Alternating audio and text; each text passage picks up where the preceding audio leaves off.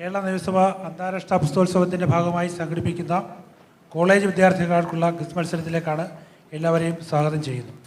ഈ പേര് വിളിക്കുന്ന ക്രമത്തിൽ മത്സരാർത്ഥികൾ സ്റ്റേജിലേക്ക് വരണമെന്ന് അഭ്യർത്ഥിക്കുന്നു. അവർക്ക് ലഭിച്ച റാങ്കിൻ്റെ അടിസ്ഥാനത്തിലാണ് വിളിക്കുന്നത്.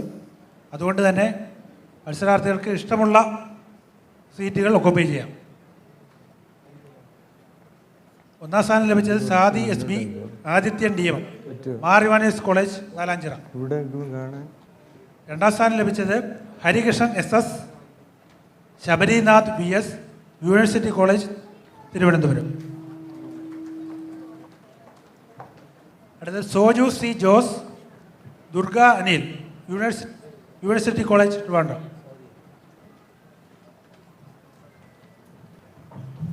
ഗാഥ Vijay D, Sneha Paul, Mar Ivanios college Nalanchira. Shreya Gem Mathew, Saniya Gem Mathew, LBS institute of technology Poojappura. Bhadra Krishnakumar Nair, Reeshma C Prasad, Catholicate college Pathanamthitta. അപ്പോൾ നമ്മൾ മത്സരത്തിലേക്ക് കടക്കുകയാണ്. മത്സരം സംബന്ധിച്ച നിബന്ധനകളും മറ്റു കാര്യങ്ങളുമൊക്കെ നമ്മുടെ ക്വിസ് മാസ്റ്റർമാർ പറയും. ക്വിസ് മാസ്റ്റർമാരായി ഇവിടെ എത്തിയിട്ടുള്ളത് നിയമസഭാ സെക്രട്ടറിയിലെ അണ്ടർ സെക്രട്ടറിമാരായ ശ്രീ സുരേഷനും ശ്രീ വിജേഷുമാണ്. അവർക്ക് മൈക്ക് കൈമാറും.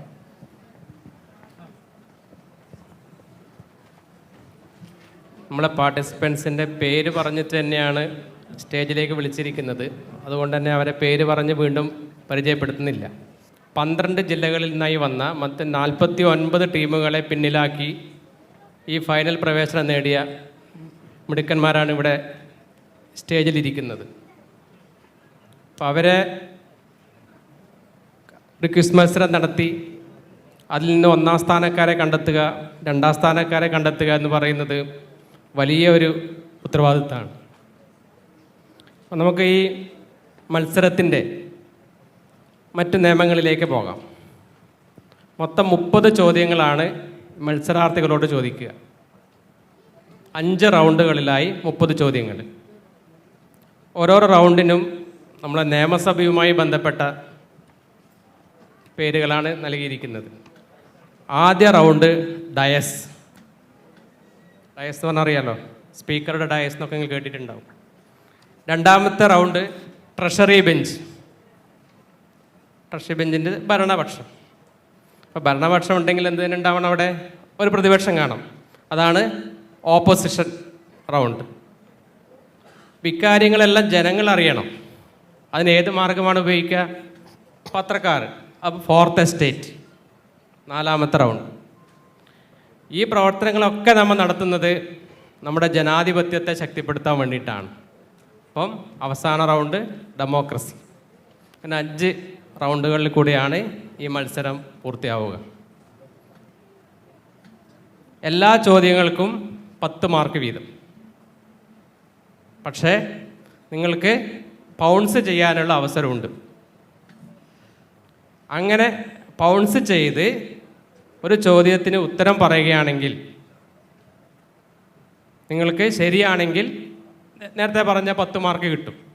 പക്ഷേ നിർഭാഗ്യവശാൽ അത് തെറ്റാണെങ്കിലോ നിങ്ങൾ വലിയ വില നൽകേണ്ടി വരും. എത്രയായിരിക്കും? -10. അപ്പം പൗൺസിൻ്റെ കാര്യത്തിൽ ശ്രദ്ധിക്കുക. ഇനി പൗൺസ് ചെയ്യുമ്പോഴേ ക്വിസ് മാസ്റ്റർക്ക് കാണണം. അതുകൊണ്ടാണ് നിങ്ങളുടെ മുമ്പിൽ ഒരു പ്ലക്കാർഡ് തന്നിരിക്കുന്നത്. അപ്പോൾ പൗൺസ് ചെയ്യാൻ ആഗ്രഹിക്കുന്ന ടീം ചോദ്യം സ്ക്രീനിൽ വന്ന ഉടനെ 10 സെക്കൻഡിനുള്ളിൽ ഉയർത്തണം. അടുത്ത 10 സെക്കൻഡിനുള്ളിൽ ഉത്തരം എഴുതി ആ കടലാസ് നിങ്ങളെ പിറകിൽ നിൽക്കുന്ന ഇനി വളണ്ടിയർമാരെ ഏൽപ്പിക്കണം. കടലാസ് ചിറ്റ് ബുക്കാണ്, അത് പറിച്ചെടുത്ത് പിറകിലുള്ള ആളൊക്കെ കൊടുക്കണം. മനസ്സിലായല്ലോ? ഇങ്ങനെയാണ് മത്സരം പുരോഗമിക്കുക. ഇനി നമുക്കറിയില്ല, പ്രിലിമിനറി റൗണ്ടിൽ നമ്മൾ എങ്ങനെയാണ് സെലക്ട് ചെയ്തിരിക്കുന്നത്? അവസാനം ഏത് മാർഗത്തിൽ കൂടിയാണ് ഒരാളെ സെലക്ട് ചെയ്തിരിക്കുന്നത്? സഡൻ ഡെത്തിൽ കൂടിയാണ്. ടൈ ബ്രേക്കറും കഴിഞ്ഞ് സഡൻ ഡെത്തിലേക്കാണ് നമ്മൾ നീങ്ങിയത്. അതേപോലുള്ള സാഹചര്യം ഇവിടെയും ഉണ്ടാവും. അങ്ങനെ വന്നാൽ നമ്മൾ എന്ത് ചെയ്യും?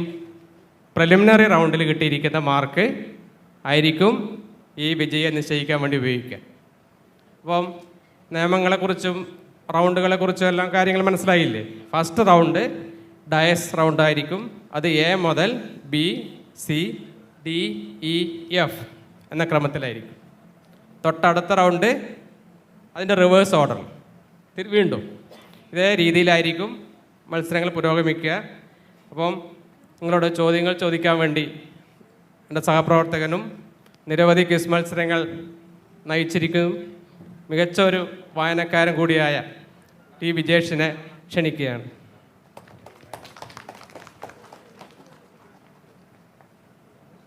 എല്ലാവർക്കും കേരള നിയമസഭയുടെ 2ാം അന്താരാഷ്ട്ര പുസ്തകോത്സവത്തോടനുബന്ധിച്ച് നടക്കുന്ന ഈ ക്വിസിലേക്ക് ആദ്യമായി സ്വാഗതം പറയുകയാണ്.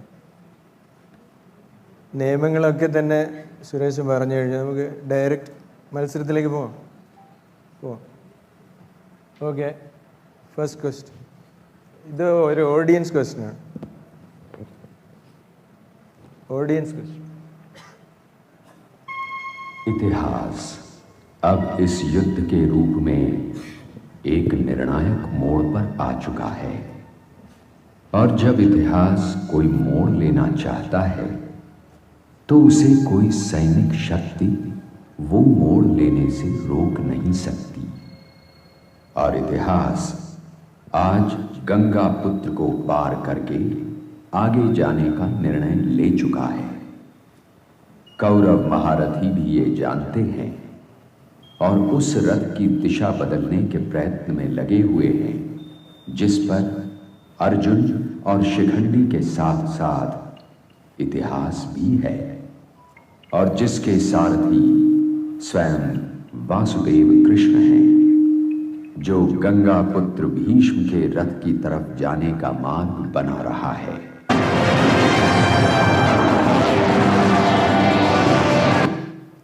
1988-89 കാലത്ത് കേരളത്തിൽ അല്ല ഇന്ത്യയിൽ പിന്നെ ടെലിവിഷൻ റേറ്റിങ്ങിൽ ഏറ്റവും മുന്നിൽ നിന്ന ഒരു പരിപാടിയായിരുന്നു എന്താണ്, മഹാഭാരതം. അത് എല്ലാ ദിവസവും എപ്പിസോഡ് തുടങ്ങുന്നത് ഇങ്ങനെയായിരുന്നു. കാലപുരുഷൻ എന്ന് പറയുന്ന ആ സംഭവമാണ് നിങ്ങളിപ്പോൾ കണ്ടത്. അദ്ദേഹം ഓരോ കാര്യങ്ങളിങ്ങനെ വിവരിക്കുകയാണ്. അപ്പോൾ മഹാഭാരതം എന്ന് പറഞ്ഞു കഴിഞ്ഞാൽ ലോകത്തിലെ ഏറ്റവും വലിയ ഇതിഹാസം. 18 പർവ്വങ്ങളാണ് അതിനുള്ളത്. ആദ്യ പർവ്വം മുതൽ സ്വർഗാരോഹണ പർവ്വം വരെ 18 പർവ്വങ്ങൾ.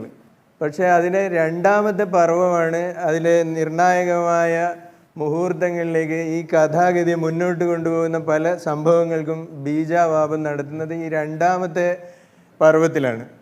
ഈ 2ാമത്തെ പർവ്വത്തിൻ്റെ പേരെന്താണെന്നാണ് എൻ്റെ ചോദ്യം. അത് ഞാൻ അവിടെ മായ്ച്ചിട്ടുണ്ട്, ഡാഷ് പർവ്വ, അല്ലെങ്കിൽ ഇംഗ്ലീഷ് പറയും book of the dash hall എന്നാണ്. ഈ ഭാഗത്തുള്ള ഏതെങ്കിലും ആർക്കെങ്കിലും അറിയുമെങ്കിൽ പറയാം. Show the answer. ഇതാ സഭാപർവം അല്ലെങ്കിൽ book of the assembly hall എന്നാണ് ആ ഉത്തരം. സീരിയസ് മാറ്റേഴ്സിലേക്ക് പോകുന്നു. 1ാമത്തെ ചോദ്യം. Show the video. ഭാരതമെന്നത് കേട്ടാൽ അഭിമാനപൂരിതമാകണമന്തരംഗം. കേരളമെന്നു കേട്ടാലോ തിളയ്ക്കണം ചോര നമുക്കു ഞരമ്പുകളിൽ. ഞാൻ കൂടുതൽ പറയണ്ട. ഏറ്റവും കൂടുതൽ മലയാളികൾ കോട്ട് ചെയ്തിട്ടുള്ള വരികളാണ് ഇതല്ലേ. കേരള നിയമസഭ മുതൽ ഇന്ത്യൻ പാർലമെൻറ്റ് വരെ മുഴങ്ങി കേൾക്കുന്നതാണ്. നിരവധി സാമാജികർ ഇവിടെയും MP-മാർ പാർലമെൻറ്റിലും ഇതേ വരികൾ ഉദ്ധരിച്ചിട്ടുണ്ട്. ഇംഗ്ലീഷിലായിരിക്കും അവിടെ. എൻ്റെ ചോദ്യം ഇതാണ്, വള്ളത്തോൾ എഴുതിയ ഈ വരികൾ അദ്ദേഹം ഏത് കവിതയിലാണ് ഈ വരികൾ എഴുതിയിട്ടുള്ളത്? പൗണ്ട്സ് ആരെങ്കിലും ചെയ്യണ്ടോ? ടീം എയോടാണ് ചോദ്യം. Show the answer. മൈക്കിൽ ഒന്ന് പറയും, ഒന്നുകൂടി റിപ്പീറ്റ്. കേരളീയം. നോക്കാം. Very good answer. കേരളീയം എന്നാണ് ആ കവിതയുടെ പേര്. ടീം ബിക്ക് 10 മാർക്ക്. ഓക്കെ, അടുത്ത ചോദ്യം ടീം ബിയോട് അല്ലേ. 2ാമത്തെ ചോദ്യം. ആധുനിക കേരളത്തിൻ്റെ ശില്പിയാണ് ആര്? സഖാവ് EMS നമ്പൂതിരിപ്പാട്. ആദ്യത്തെ ഐക്യ കേരളം രൂപീകരിക്കപ്പെട്ടപ്പോഴുള്ള ആദ്യ മന്ത്രിസഭ അദ്ദേഹമാണ് നേതൃത്വം നൽകിയത്. EMS മരിച്ചപ്പോൾ ഒരുപാട് ചരമക്കുറിപ്പുകളുടെ ഒരു പ്രവാഹം തന്നെ ഉണ്ടായി. അതിൽ OV വിജയൻ്റെ ഏറ്റവും പ്രശസ്തമായ ഒരു ചരമക്കുറിപ്പുണ്ട്. പക്ഷേ ഇത് ഫ്രണ്ട് ലൈൻ മാസികയിൽ മറ്റൊരാൾ എഴുതിയ ചരമക്കുറിപ്പ് ഇങ്ങനെയാണ് അവസാനിക്കുന്നത്. EMS was a great statesman and took this constitutional action with the firmness of a profound communist. Later he came back to power. Still later he shone in India's sky as a great thinker, a prolific writer and speaker, a spotless statesman who will be remembered for long as one like whom few have lived in free India. ഇങ്ങനെയാണ് അദ്ദേഹം ഈ കുറിപ്പ് അവസാനിപ്പിക്കുന്നത്. ഈ എഴുതിയ ആൾ ഒരു കാലത്ത് EMSൻ്റെ സഹപ്രവർത്തകനായിരുന്നു. പിൽക്കാലത്ത് EMSനോളം തന്നെ വലിയ ഔന്നത്യങ്ങളിലെത്തിയൊരു മലയാളിയാണ്. ആരാണ് ഈ ചരമക്കുറിപ്പ് എഴുതിയത്? ഈ കുറിപ്പിൻ്റെ പേര് വിൻറ്റേജ് EMS ഓഫ് 1957. ആരാണ് ഈ കുറിപ്പ് എഴുതിയത്? സഹപ്രവർത്തകനായിരുന്നു. പ്രവർത്തകൻ.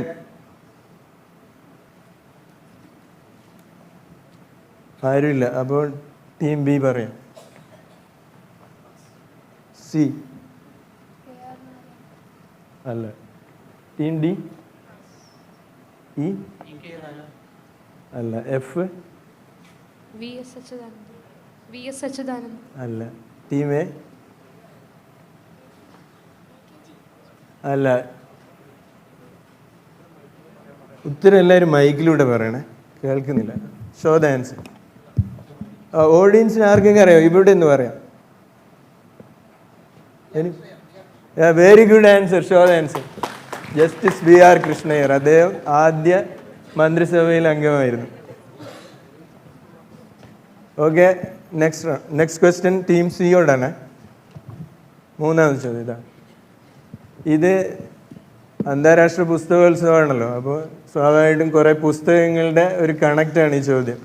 ഞാൻ ആ പുസ്തകത്തിൻ്റെ പേരുകൾ മായ്ച്ചിട്ടുണ്ട്, പക്ഷേ ആ എഴുത്തുകാരുടെ പേരുകൾ നിങ്ങൾക്ക് കാണാം. വളരെ പ്രശസ്തമായ കൃതികളായതുകൊണ്ട് തന്നെ ഈ കണക്റ്റ് വളരെ ഈസി ആയിട്ട് നിങ്ങൾക്ക് ഉത്തരം എഴുതാൻ പറ്റുന്നതാണ് എൻ്റെ വിശ്വാസം.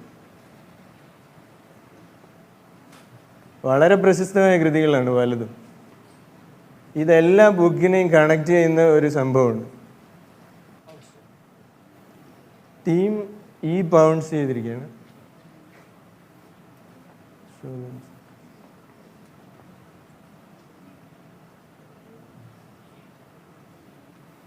ടീം Eക്ക് നല്ലൊരു കൈയടി കൊടുക്കാം. 10 മാർക്ക്. ടീം സിയോട്. ടീം C പാസാ. പെട്ടെന്ന് മൈക്കിൽ. ചോരശാസ്ത്രം അല്ല. ടീം D F A അല്ല. B show the answer. പുസ്തകം. എല്ലാ കൃതികളുടെയും പേര് പുസ്തകമാണ്. അത് ഒരു സ്ലൈഡ് ഒന്ന് പുറകിലേക്ക് കാണിക്കും. പുറകിൽ ബാക്ക് സ്ലൈഡ്. ഇത് ആദ്യത്തേത് പ്രവാചകന്റെ 2-ാം പുസ്തകം, പുറപ്പാടിൻ്റെ പുസ്തകം, ദൈവത്തിൻ്റെ പുസ്തകം, ആയുസ്സിൻ്റെ പുസ്തകം, ജീവിതത്തിൻ്റെ പുസ്തകം, കണക്ക് പുസ്തകം. അപ്പോൾ എല്ലാം പുസ്തകമാണ്. ഓക്കെ, അടുത്ത ചോദ്യം. ഇതൊരു വീഡിയോ ആണ്. ഷോ. അടുകോണിയിടറിയിറങ്ങിയൊരെന്നോട് പഴയൊരു വൃക്ഷമടക്കി മൊഴിഞ്ഞു മഹാകവി. പതിയെ മുറുക്കി മുടിഞ്ഞു നടക്കാം, പായാരങ്ങൾ ചൊല്ലി വെറുക്കാം.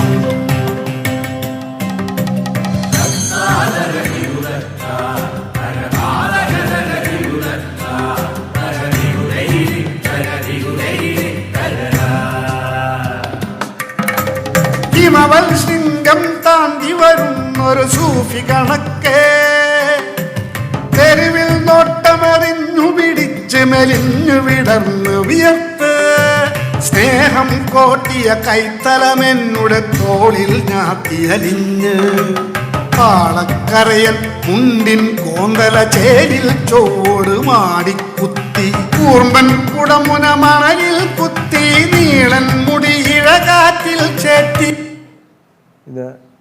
ഇത് ഷൈജു മുണ്ടക്കൽ എന്ന് പറയുന്ന ഒരു യുവകവി എഴുതിയ കവിതയാണ്. അതൊരു കവിയെ പറ്റിയാണ് അദ്ദേഹം അത് എഴുതുന്നത്. ആ കവിയുടെ പേര് തന്നെയാണ് കവിതയ്ക്കും. ഇത് പാടിയിരിക്കുന്ന എല്ലാവർക്കും അറിയാം, വിദ്യാധര മാഷിൻ്റെ ശബ്ദമാണ് നിങ്ങൾ കേട്ടത്. ഇദ്ദേഹം ഒരു ട്രിബ്യൂട്ടായിട്ട് ഒരു കവിക്ക് വേണ്ടി എഴുതിയതാണ്. ഏത് കവിയോടുള്ള ആദര സൂചകമായിട്ടാണ് ഈ കവിത എഴുതിയിരിക്കുന്നത്. അതിൽ പറയുന്നുണ്ട് മഹാകവി എന്ന് പറയുന്നുണ്ട് അല്ലേ.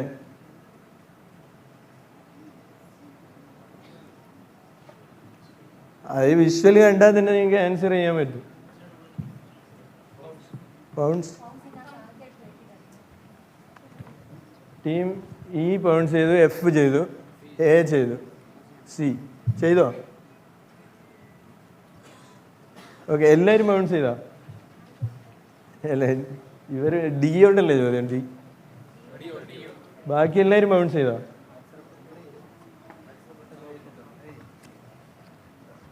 ടീം ഇക്ക് 10, ടീം എഫിന് 10,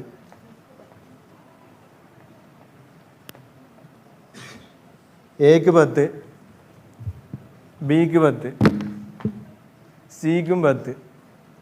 അപ്പോൾ ഞാനിനി ടീം ഡിയോട് ചോദിക്കുകയാണ്, നിങ്ങൾ മാത്രം ഇനി പറയാതിരിക്കരുത്. Kadammanitta. Show the answer. Kadammanitta Ramakrishnan നമ്മുടെ ഈ കേരള നിയമസഭയെ ധന്യമാക്കിയ ഒരു മഹാകവിയായിരുന്നു. ഓക്കെ, അടുത്ത ചോദ്യം.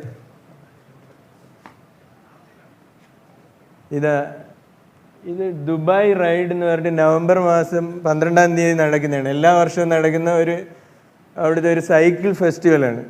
ഈ ഫിറ്റ്നസ്സിന് വേണ്ടിയാണ്, അല്ലാതെ മത്സര ഇനമല്ല. റൈഡ് എന്ന് പറഞ്ഞാൽ ഫിറ്റ്നസ്സിന് വേണ്ടി സൈക്കിൾ ഓടിക്കുന്ന ഒരു ഫെസ്റ്റിവലാണ്. അപ്പോൾ അതിൽ ഒരു പ്രവാസി മലയാളി, പിന്നെ അജ്മൽ പോയക്കര മുഹമ്മൂദ് എന്ന് പറയുന്ന ഒരു പ്രവാസി മലയാളിയാണ് ആ ചിത്രത്തിലുള്ളത്. അദ്ദേഹം കഴിഞ്ഞ വർഷത്തെ റൈഡിൽ ഇതുപോലെ ഒരു സൈക്കിളിൽ ഒരു സംഭവം എടുത്തിട്ട് ഇങ്ങനെ നടക്കുകയാണ്. അത് 60 വർഷങ്ങൾക്ക് മുമ്പ് കേരളത്തിൽ നടന്ന ഒരു വലിയ മഹത്തായ സംഭവത്തിന് ഉള്ള ഒരു ട്രിബ്യൂട്ടായിട്ടാണ് അദ്ദേഹം അത് ചെയ്തിരിക്കുന്നത്. ശരിക്കും പറഞ്ഞാൽ അത് ലോകത്തിന് മുന്നിൽ മലയാളിയുടെ ആ നേട്ടം കാണിക്കാൻ വേണ്ടിയാണ് അദ്ദേഹം അത് ചെയ്തത്. വൈറലായി.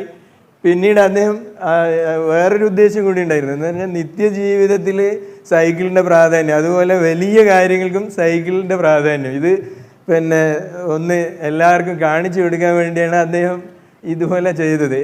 എന്താണ് ഈ കേരളത്തിൽ നടന്ന ആ മഹത്തായ സംഭവം? കേരള നിയമസഭ തന്നെ സെഷൻ നിർത്തി വെച്ചിട്ടുണ്ടായിരുന്നു ആ സംഭവ സമയത്ത്.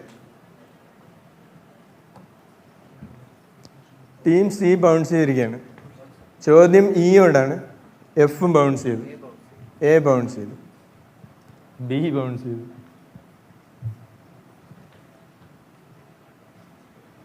ഓക്കെ, എഫ് ബൗൺസ് ചെയ്തു. ബൗൺസ് ചെയ്ത് കാണിക്കും.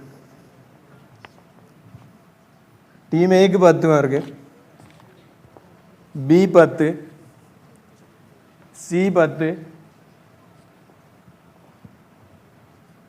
ഡി 10, ഈ എഫും 10. അപ്പോൾ ചോദ്യം ഈ പറയൂ. തുമ്പയിലേക്കുള്ള ആദ്യത്തെ റോക്കറ്റ് കൊണ്ടുപോകുന്നത്. Show the answer. ഈ ചിത്രത്തിന് ട്രിബ്യൂട്ടായിട്ടാണ് അദ്ദേഹം അത് ചെയ്തത്. ഓക്കെ, എല്ലാവരും സ്കോർ ചെയ്തിരിക്കുകയാണ്. Very good. അടുത്ത ചോദ്യം, ഈ റൗണ്ടിലെ ലാസ്റ്റ് ചോദ്യമാണ്. നമ്മൾ കേരളത്തിൻ്റെ ടൂറിസത്തിൻ്റെ ടാഗ് ലൈൻ എന്താണെന്ന് എല്ലാവർക്കും അറിയാം അല്ലേ? God's own country.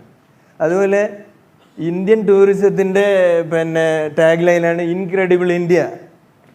ഇത് പിന്നെ ഈ ഇൻക്രെഡിബിൾ ഇന്ത്യ എന്നുള്ള ടാഗ് ലൈന് ആശയം കൊടുത്തത് ഒരു മലയാളിയാണ്. ആരാണ് അദ്ദേഹം എന്നുള്ളതാണ് ചോദ്യം. ടീം എഫിനോടാണ് ഈ ചോദ്യം. ബാക്കിയുള്ളവർക്ക് പൗൺസ് ചെയ്യുന്നുണ്ടോ? ഇപ്പോൾ ചെയ്യാം.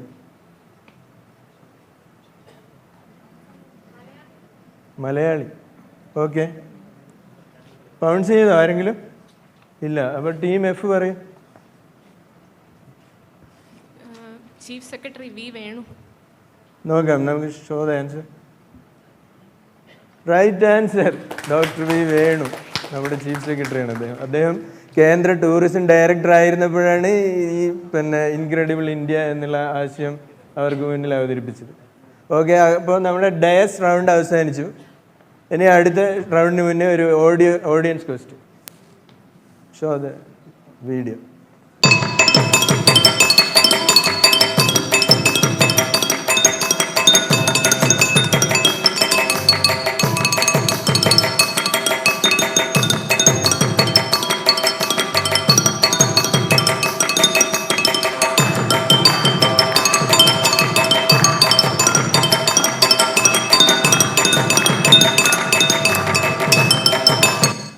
ഇത് കച്ചേരികളിലൊക്കെ ഉപയോഗിക്കുന്ന ഒരു ഉപകരണമാണ്. എന്താണ് ഈ ഉപകരണത്തിൻ്റെ പേര്? ഇതാ സാറിന് ഒരു നല്ല ഗൈഡ് കൊടുത്ത ഷോ ദ ആൻസർ. ജലതരംഗം, SK പൊറ്റക്കാടിൻ്റെ ഒരു പുസ്തകത്തിൻ്റെ പേര് കൂടിയാണ്. ഓക്കെ, നമുക്ക് അടുത്ത റൗണ്ടിലേക്ക് പോവാം. Round name treasury bench. Okay. അറിഞ്ഞില്ല ബോധിസത്വന്റെ കണ്ണീരുപോലെ തൻ്റെ മേൽ മഴ പെയ്യുകയും വരളുകയും ചെയ്തിരുന്നു. സൂര്യൻ ഉയരുകയും അസ്തമിച്ചുദിച്ച് പിന്നെയും അസ്തമിക്കുകയും ചെയ്യുന്നു. പരാശരൻ ജാഹ്നവിയുടെ തീരത്ത് നിന്നു. അപ്പോഴാണ് പൊടുന്നനെ അയാൾ ആ മരം കണ്ടത്. അനാഥനായ പരാശരൻ്റെ മുകളിൽ അപാരമായ ആ വടവൃക്ഷം പടർന്നു നിന്നു. പരാശരൻ്റെ കണ്ണുകൾ നിറഞ്ഞൊഴുകി. പരാശരൻ മരത്തിൻ്റെ മുമ്പിൽ മുട്ടുകുത്തി. പരാശരൻ മരത്തെ കെട്ടിപ്പിടിച്ചു. പരാശരൻ അലമുറക്കൊണ്ടു, സിദ്ധാർത്ഥ രാജാവേ, ഇത് അങ്ങാണോ? ഇത് നമ്മുടെ മലയാളത്തിലെ ഒരു മഹാസാഹിത്യകാരൻ. എനിക്ക് അദ്ദേഹത്തിൻ്റെ ഈ ശബ്ദങ്ങൾ അധികമൊന്നും റെക്കോർഡ് ചെയ്യപ്പെട്ടതായി കേട്ടിട്ടില്ല. ഈ ഇൻ്റർവ്യൂസും കുറവാണ്. പക്ഷെ അദ്ദേഹം 1980-കളിൽ ദൂരദർശൻ്റെ ഒരു ബൈറ്റാണിത്. അദ്ദേഹത്തിൻ്റെ ഒരു മാസ്റ്റർ പീസ് പുസ്തകത്തിൻ്റെ അവസാനത്തെ പാരഗ്രാഫ് വായിക്കുകയാണ്. ആരുടെ ശബ്ദമാണ് നിങ്ങൾ കേട്ടത്? ചോദ്യം എഫിനോടാണ്. ഓക്കെ, ആരും ബൗൺസ് ചെയ്യുന്നില്ല. Team F. OV വിജയൻ. ആണോ? കേട്ടിട്ടുണ്ടോ അങ്ങനെ? നോക്കാം, നമുക്ക് ശരിയായിരിക്കും. അറിഞ്ഞില്ല. ഓ, വാട്ട് ആൻ ആൻസർ. കണ്ണീരുപോലെ തൻ്റെ മേൽ വരളുകയും ചെയ്തിരുന്നു. സൂര്യൻ ഉയരുകയും അസ്തമിച്ചുദിച്ച് പിന്നെയും അസ്തമിക്കുകയും ചെയ്യുന്നു. പരാശരൻ ജാഹ്നവിയുടെ തീരത്ത് നിന്ന് ധർമ്മപുരാണത്തിന്റെ അവസാനത്തെ വരികൾ വായിക്കുകയാണ്. അനാഥനായ പരാശരന്റെ ശംഖുമുഖം ബീച്ചിൽ വെച്ച് നരേന്ദ്രപ്രസാദാണ് ഈ അഭിമുഖം നടന്നിരുന്നു. പരാശരന്റെ കണ്ണുകൾ നിറഞ്ഞൊഴുകി. ഇവരെല്ലാവർക്കും അറിയാല്ലേ, നോബൽ സമ്മാനം കിട്ടിയ സമാധാന നോബൽ സമ്മാന ജേതാവ് നർഗീസ് മുഹമ്മദി. അവർ CNN കൊടുത്തൊരു അഭിമുഖത്തിൽ പറയുന്നത്, if I look at the prison from the window of my heart, I was more of a stranger to my daughter and son than any stranger, and I missed out the best years of my life. What when will never come back, but I am sure that the world without freedom, equality and peace is not worth living or even watching. എന്താണ്, അവരൊരു സ്ത്രീ വിമോചന പോരാളിയായിരുന്നു അല്ലേ, എല്ലാവർക്കും അറിയാം. ഈ ഹിജാബിൻ്റെ ഇറാനിൽ ഇളക്കി മറിച്ച മഹ്സ അമീനി വധത്തിനോടനുബന്ധിച്ച് നടന്ന പ്രക്ഷോഭങ്ങളിൽ അവർ ജയിലിലിരുന്ന് പിന്തുണ കൊടുത്തു. അപ്പോൾ ഈ നോബൽ സമ്മാനം പ്രഖ്യാപിച്ചുകൊണ്ടുള്ള പത്രക്കുറിപ്പുണ്ട്. അതിൻ്റെ ആദ്യം തന്നെ ഈ ഇറാനിൽ അലയടിച്ച ഒരു മുദ്രാവാക്യമുണ്ട്. ആ മുദ്രാവാക്യമാണ് അവർ അതിൻ്റെ ആദ്യത്തെ പാരഗ്രാഫിൽ എഴുതിയിരിക്കുന്നത്. അതിൻ്റെ ട്രാൻസ്ലേഷൻ ഇംഗ്ലീഷിലും കൊടുത്തു. ഈ ഇറാനിൽ അലയടിച്ച ഈ മുദ്രാവാക്യം എന്തായിരുന്നു? ടീം ഇയോടാണ് ചോദ്യം. അവരത് ഡിക്ലെയർ ചെയ്യുമ്പോഴും അത് പറയുന്നുണ്ടായിരുന്നു. പത്രക്കുറിപ്പിൻ്റെ ആദ്യത്തെ സെൻറ്റൻസ് അതാണ്. നൊബേൽ കമ്മിറ്റി അങ്ങനെയാണ് അതിന് ആ മുദ്രാവാക്യം കൊണ്ടാണ് അതിനെ അടയാളപ്പെടുത്തിയിരിക്കുന്നത്. Team ഇയോടാണ് question. ഏത് പറഞ്ഞാലും മതി, ഇംഗ്ലീഷ് ട്രാൻസ്ലേഷൻ പറഞ്ഞാലും മതി, അല്ലെങ്കിൽ അത് തന്നെ പറഞ്ഞാലും മതി.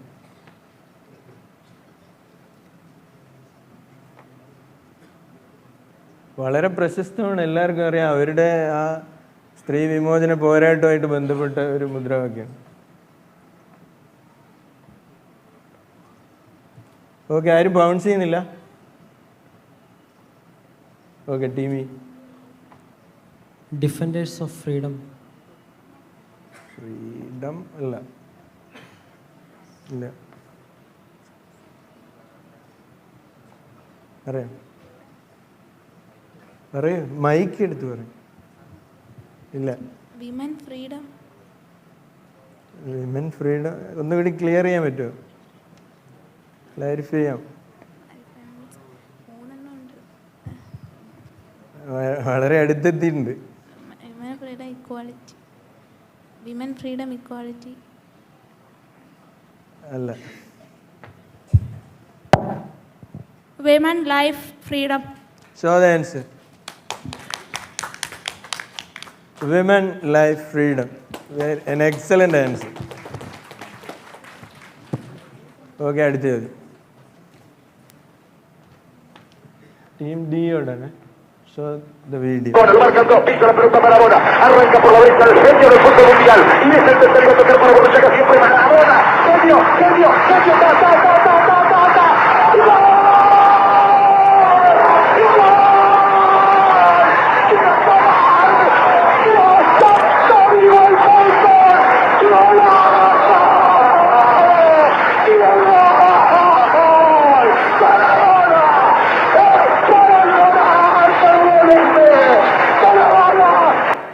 എല്ലാവർക്കും അറിയാലേ, നൂറ്റാണ്ടിൻ്റെ ഗോൾ. ഞാൻ ഈ വീഡിയോ ചെറിയ കുട്ടിക്കാലത്ത് ആദ്യം കണ്ടപ്പോൾ ഞാൻ അത്ഭുതപ്പെട്ടു പോയിട്ടുണ്ട്. അതുപോലെ അങ്ങനെ ഒരു ഗോൾ അടിക്കുക എന്ന് പറഞ്ഞാൽ എന്തൊരു ജീവിതാഭിലാഷമാണ്. നമ്മൾ ജീവിതം കണ്ട ഏറ്റവും മനോഹരമായൊരു കായിക മുഹൂർത്തം. അദ്ദേഹം വിക്ടർ യുഗോ മൊറാൽസ് എന്ന് പറയുന്ന ഒരു കമൻറ്റേറ്ററാണ്. അദ്ദേഹം ഉറുഗ്വൻ കമൻറ്റേറ്ററാണ്. അദ്ദേഹം അലറി വിളിച്ചുകൊണ്ട് പറയുന്നതിൻ്റെ ഇംഗ്ലീഷ് ട്രാൻസ്ലേഷൻ എന്ന് പറഞ്ഞാൽ oh cosmic kites which planet did you come from എന്നാണ്. അപ്പോൾ ഇങ്ങനെ പറഞ്ഞ ഒരു കായിക മുഹൂർത്തം 1986 ലോകകപ്പിൽ സംഭാവന ചെയ്ത ഡീഗോ മറഡോണ. അദ്ദേഹം നമ്മളെ വിട്ടു പിരിഞ്ഞിട്ട് ഈ നവംബറിൽ 3 വർഷം തികയാണ്, നവംബർ 25-ന്. മറഡോണയ്ക്ക് ജീവിതത്തിലും കളിക്കളത്തിലും 2 ഹീറോമാരാണ് ഉണ്ടായിരുന്നത്. ജീവിതത്തിലെ ഹീറോ എല്ലാവർക്കും അറിയാം അല്ലേ, ഫിഡൽ കാസ്ട്രോ, എല്ലാവർക്കും അറിയാം. എന്നാൽ കളിക്കളത്തിലൊരു ഹീറോ ഉണ്ട്. കുട്ടിക്കാലത്ത് അദ്ദേഹത്തെ പോലെ ആവാൻ വേണ്ടിയാണ് ഇദ്ദേഹം കളിച്ച് വളർന്നത്. ഡ്രിബ്ലിംഗ് സ്കില്ലുകളൊക്കെ സ്വായത്തമാക്കാൻ വേണ്ടി അദ്ദേഹത്തിൻ്റെ ഇതാണ് അദ്ദേഹം കണ്ടു വളർന്നതും ആഗ്രഹിച്ചതും അതുപോലെ ആവാൻ വേണ്ടിയാണ്. ഈ താരം എന്ന് പറയുന്നത് വടക്കൻ അയർലൻഡിൻ്റെ ഒരു കളിക്കാരനാണ്. മറഡോണയെ പോലെ ഒരു ദുരന്ത നായകനാണ്. കളിക്കളത്തിൽ മാത്രം വിജയം, പക്ഷേ ജീവിതത്തിൽ പരാജയമായിരുന്നു. അദ്ദേഹം ഒരിക്കലും ലോകകപ്പ് കളിച്ചിട്ടില്ല. പക്ഷേ മാഞ്ചസ്റ്റർ യുണൈറ്റഡിൻ്റെ ഇതിഹാസ താരമാണ്. അദ്ദേഹത്തിനെ പറ്റി സിനിമകളൊക്കെ, പുസ്തകങ്ങൾ, അങ്ങനെ എന്തൊക്കെ ഉണ്ടോ അതൊക്കെ ഇറങ്ങിയിട്ടുണ്ട്, ഡോക്യുമെൻ്ററീസ് എല്ലാം ഉണ്ട്. ഏറ്റവും വലിയ പ്രത്യേകത എന്താണെന്ന് പറഞ്ഞാൽ ഈ ഫിഡൽ കാസ്ട്രോ മരിച്ചത് നവംബർ 25-നാണ്. ഈ മനുഷ്യൻ, ഈ ആരാധനാപാത്രം മരിച്ചത് നവംബർ 25-നാണ്. മറഡോണ മരിച്ചതും നവംബർ 25-നാണ്. ഒരു അപൂർവമായ കോയിൻസിഡൻസ് എന്നേ പറയാൻ പറ്റുള്ളൂ, വിധിയുടെ ഒരു നിയോഗം എന്നേ പറയാൻ പറ്റുള്ളൂ. എൻ്റെ ചോദ്യം, ഈ ഫുട്ബോൾ പ്ലെയർ ആരായിരുന്നു? മറഡോണ ആരാധന പാത്രമായി കണ്ട കുട്ടിക്കാലത്തെ അദ്ദേഹത്തിൻ്റെ ഹീറോ ആരായിരുന്നു ഈ പ്ലെയർ?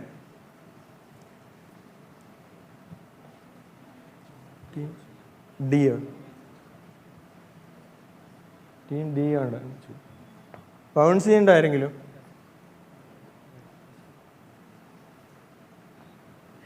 അദ്ദേഹത്തിൻ്റെ ക്ലബിൽ എഴുതി വെച്ചൊരു വാചകമുണ്ട്, പെലെ ഗുഡ്, മറഡോണ ബെറ്റർ. പിന്നെ അടിയിൽ അദ്ദേഹത്തിൻ്റെ പേരാണ് ഡാഷ്. ടീം ഇ ബൗൺസ് ചെയ്തു. ടീം ഡിയോടാണ് ചോദ്യം, നോക്കാം. Very good answer. ടീം ഇക്ക് 10 mark. Team D C Charlton അല്ല. Team B Higuita. അദ്ദേഹം ഒരു ഗോളിയായിരുന്നു, മറഡോണയൊക്കെ കഴിഞ്ഞിട്ടാണ് വന്നത്. Team F Johan Cruyff. അല്ല. Show the answer. George Best. Maradona good അല്ല, Pele good, Maradona better, George best. എങ്ങനെയാണ്? ഓക്കെ, അടുത്ത ചോദ്യം. ഈ വർഷം നമ്മളോട് വിട പറഞ്ഞ മഹാരഥന്മാരായ 2 രാഷ്ട്രീയ നേതാക്കളാണ് അവർ. ഉമ്മൻചാണ്ടി സാർ ഈ കേരള നിയമസഭയിൽ ഏറ്റവും കൂടുതൽ വർഷം MLA ആയ ഒരു മഹാനായ സാമാജികനായിരുന്നു. 53ാമത്തെ വർഷം തുടർച്ചയായിട്ട് അദ്ദേഹം MLA ആയിരിക്കുകയാണ് നമ്മെ വിട്ടുപോയത്. അതുപോലെ വക്കം പുരുഷോത്തമൻ സാറും കഴിഞ്ഞ വർഷമാണ് നമ്മളെ വിട്ടുപോയത്. അദ്ദേഹം ഒരു അപൂർവ റെക്കോർഡിനുടമയാണ്. കേരള നിയമസഭയിൽ ഏറ്റവും കൂടുതൽ കാലം സ്പീക്കറായിരുന്ന ആളാണ്. അപ്പോൾ ഇത് നമ്മൾ ഇന്ത്യൻ കോണ്ടെക്സ്റ്റിൽ ചിന്തിക്കുമ്പോഴുള്ള റെക്കോർഡാണ് ഞാൻ വലതുവശത്ത് കാണിച്ചിരിക്കുന്നത്. കേരള നിയമസഭയുടെ ഏറ്റവും കൂടുതൽ കാലം സെർവ് ചെയ്ത സ്പീക്കർ വക്കമാണെങ്കിൽ വലതുവശത്ത് കാണിക്കുന്ന ആരാണ്? ബംഗാളിൻ്റെ സ്പീക്കറായിരുന്നു. 29 വർഷം അദ്ദേഹം സ്പീക്കറായിരുന്നു. ഹഷീം അബ്ദുൽ ഹലീമാണത്. 29 വർഷം തുടർച്ചയായിട്ട് സ്പീക്കറായിരുന്നു. ആർക്കും ഇനി ആ റെക്കോർഡ് ഭേദിക്കാൻ പറ്റുമെന്ന് അറിയില്ല. എൻ്റെ ചോദ്യം അതല്ല. ഉമ്മൻചാണ്ടി സാർ 52 വർഷം, 53ാമത്തെ വർഷമാണ് അദ്ദേഹം ഈ റെക്കോർഡ് നിൽക്കുന്നത്. പക്ഷേ അതിനേക്കാൾ കൂടുതൽ നിയമനിർമ്മാണ സഭകളിൽ അംഗമായ ഒരു മനുഷ്യൻ ഇന്ത്യയിൽ ഉണ്ടായിട്ടുണ്ട്. അദ്ദേഹത്തിൻ്റെ ചിത്രമാണ് അവിടെ ഉള്ളത്. ഞാൻ മാസ്ക് ചെയ്ത ചിത്രം. ആരാണ് അത്? 56 വർഷം അദ്ദേഹം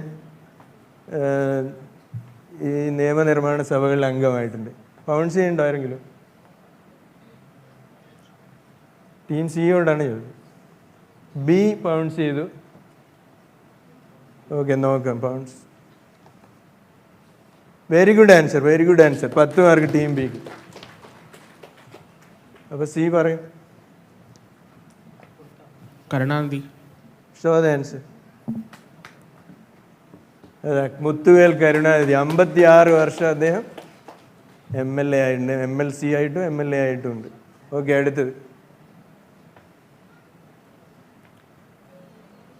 ഇത് നമ്മുടെ രാജഭരണകാലത്തിൻ്റെ ഒരു അവശേഷിപ്പാണ്. രാജാക്കന്മാർ ഉറങ്ങുമ്പോൾ എന്താണ്? പള്ളി നിദ്ര കൊള്ളുക, അവർ അത്താഴം കഴിക്കുക, അമൃതയത്ത് കഴിക്കുക, ഇങ്ങനെയൊക്കെ ഒരു വിശേഷണ പദം ചേർത്താണ് വിളിച്ചുകൊണ്ടിരിക്കുന്നത്. അങ്ങനെ അവർക്ക് മാത്രമായിട്ടുള്ള പല പേരുകളുണ്ട്. അതുപോലെ അവരുടെ ഒരു ദൈനംദിന പ്രവൃത്തിയെ വിശേഷിപ്പിക്കാവുന്ന ഒരു പദമാണ് അവിടെ തിരുമുത്ത് വിളക്കൽ.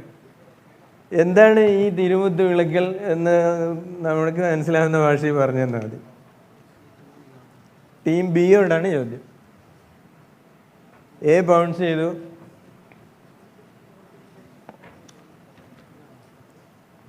ടീം എക്ക് നല്ലൊരു കൈയോടെ എടുക്കുക. 10 മാർക്ക്. വേറെ ആരും ബൗൺസ് ചെയ്യുന്നില്ല. ബി പറയും. ബി അല്ലേ ബൗൺസ് ചെയ്യണ്ട? ഷോ.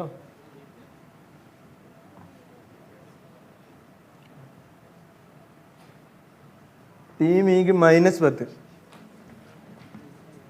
ഓക്കെ, ബി പറയും.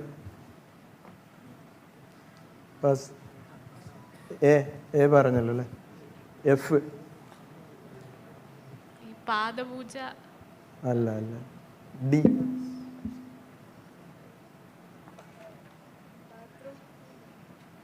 അല്ല, ഭയങ്കര ഗസ്സായി പോയി. നോക്കാം. Show the answer. പല്ല് തേക്കുന്നതിനാണ്. വളരെ സിമ്പിൾ. ഓക്കെ, അടുത്ത ദിവസം. തിരുമുത്ത് എന്ന് പറഞ്ഞാൽ പല്ലാണ്. Next question. Bellwether seat. ഈ ഉത്തർപ്രദേശിലെ ബെൽവെദർ സീറ്റാണ് ഈ കാസ്ഗഞ്ച്. തമിഴ്നാട്ടിലെ ബെൽവെദർ സീറ്റാണ് മധുര. ബെൽവെദർ എന്ന് പറയുന്നത് ഈ മിഡിൽ ഇംഗ്ലീഷ് 15ാം നൂറ്റാണ്ടിൽ മിഡിൽ ഇംഗ്ലീഷിൽ നിന്ന് കിട്ടിയ ഒരു പദമാണ് ബെൽവെദർ. എന്ന് വെച്ചാൽ ആട്ടിന് മണി കെട്ടിയിട്ട് ഇടയന്മാർ മേയ്ക്കാൻ വിടും. എന്നിട്ട് അത് മേഞ്ഞ് എവിടെയെങ്കിലും അലഞ്ഞ് കിടന്നാലും ഇടയന് മനസ്സിലാക്കുക ശബ്ദം കേട്ടിട്ട് എവിടെയാണ് ഈ ബെൽ മുഴങ്ങുന്നത് എന്ന് പറഞ്ഞാൽ അതെവിടെയുണ്ട് എന്നുള്ള ട്രെൻഡ് നമുക്ക് മനസ്സിലാക്കാൻ പറ്റും. അതുപോലെ തന്നെയാണ് ഈ മണ്ഡലങ്ങളുടെയും കാര്യം. ബെൽവെദർ കോൺസ്റ്റിറ്റ്യുവൻസീസ് അല്ലെങ്കിൽ ബെൽവെദർ സീറ്റ്സ് എന്ന് പറഞ്ഞു കഴിഞ്ഞാൽ സെഫോളജിയിൽ ആ മണ്ഡലം എപ്പോഴും ഭരണപക്ഷത്തിൻ്റെ കൂടെ നിൽക്കുകയുള്ളൂ. അല്ലെങ്കിൽ ആ മണ്ഡലത്തിൽ ജയിക്കുന്ന അത് വെച്ചിട്ട് നമുക്ക് മനസ്സിലാവും ആ സ്റ്റേറ്റിൽ ആര് ഭരിക്കും. അത് ട്രെൻഡ് സെറ്ററാണ് ശരിക്കും. ദിശാസൂചി. അപ്പോൾ ഈ കേരളത്തിൽ ഇങ്ങനെ ഒറ്റൊരു മണ്ഡലമേ ഉള്ളൂ. 1982 മുതൽ തുടർച്ചയായിട്ട് ഈ ഭരണകക്ഷി അംഗങ്ങളെ മാത്രമേ അവിടുന്ന് തിരഞ്ഞെടുത്ത് വിടുന്നുള്ളൂ. മധ്യ കേരളത്തിലുള്ള ഒരു മണ്ഡലമാണ്. കോട്ടയം, എറണാകുളം, തൃശ്ശൂർ ഈ ജില്ലകളിൽപ്പെട്ട ഒരു മണ്ഡലമാണ്. അവിടുന്ന് ഇപ്പോൾ ജയിച്ചു വന്ന MLA കേരള മന്ത്രിസഭയിലൊരു അംഗമാണ്. ഏതാണ് മണ്ഡലം എന്നാണ് ചോദ്യം. ചോദ്യം ടീം എയോടാണ്. ബാക്കിയുള്ളവർക്ക് ബൗൺസ് ചെയ്യാം. ടീം ഇ ബൗൺസ് ചെയ്തു. നോക്കാം. ടീം ഇക്ക് നല്ലൊരു കൈയടി കൊടുക്കാം. Very good answer. Okay, team A പറയുന്ന പാസ് അല്ല. ടീം എഫ്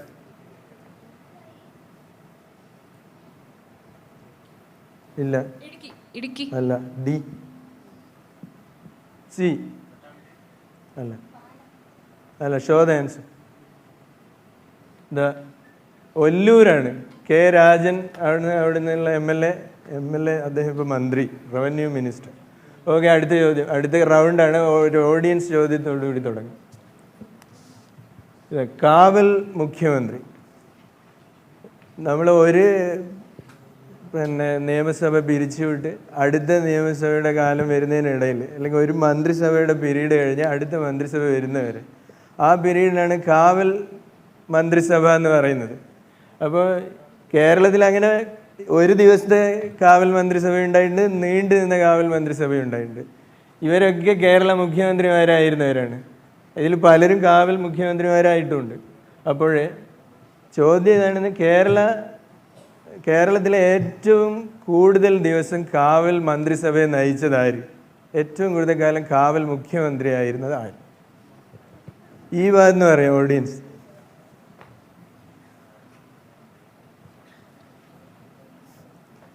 ഈ ഭാഗത്ത് ആര്? ശ്യാം പറയുന്നു. അല്ലല്ലോ, ശാന്തണ്ണ പറയുന്നു. ആര്? Show the answer. Pinarayi Vijayan. അദ്ദേഹം ഈ കഴിഞ്ഞ മന്ത്രിസഭയിൽ മെയ് 2 ഇലക്ഷൻ റിസൾട്ട് വന്നു. മെയ് 3 രാജിവെച്ചു. മെയ് 20 വരെ 17 ദിവസം കാവൽ മുഖ്യമന്ത്രിയായി. ഓക്കെ, അടുത്ത ചോദ്യം. മാർക്ക് ഒന്ന് പറയുന്നതാണ്. 2 റൗണ്ടായി.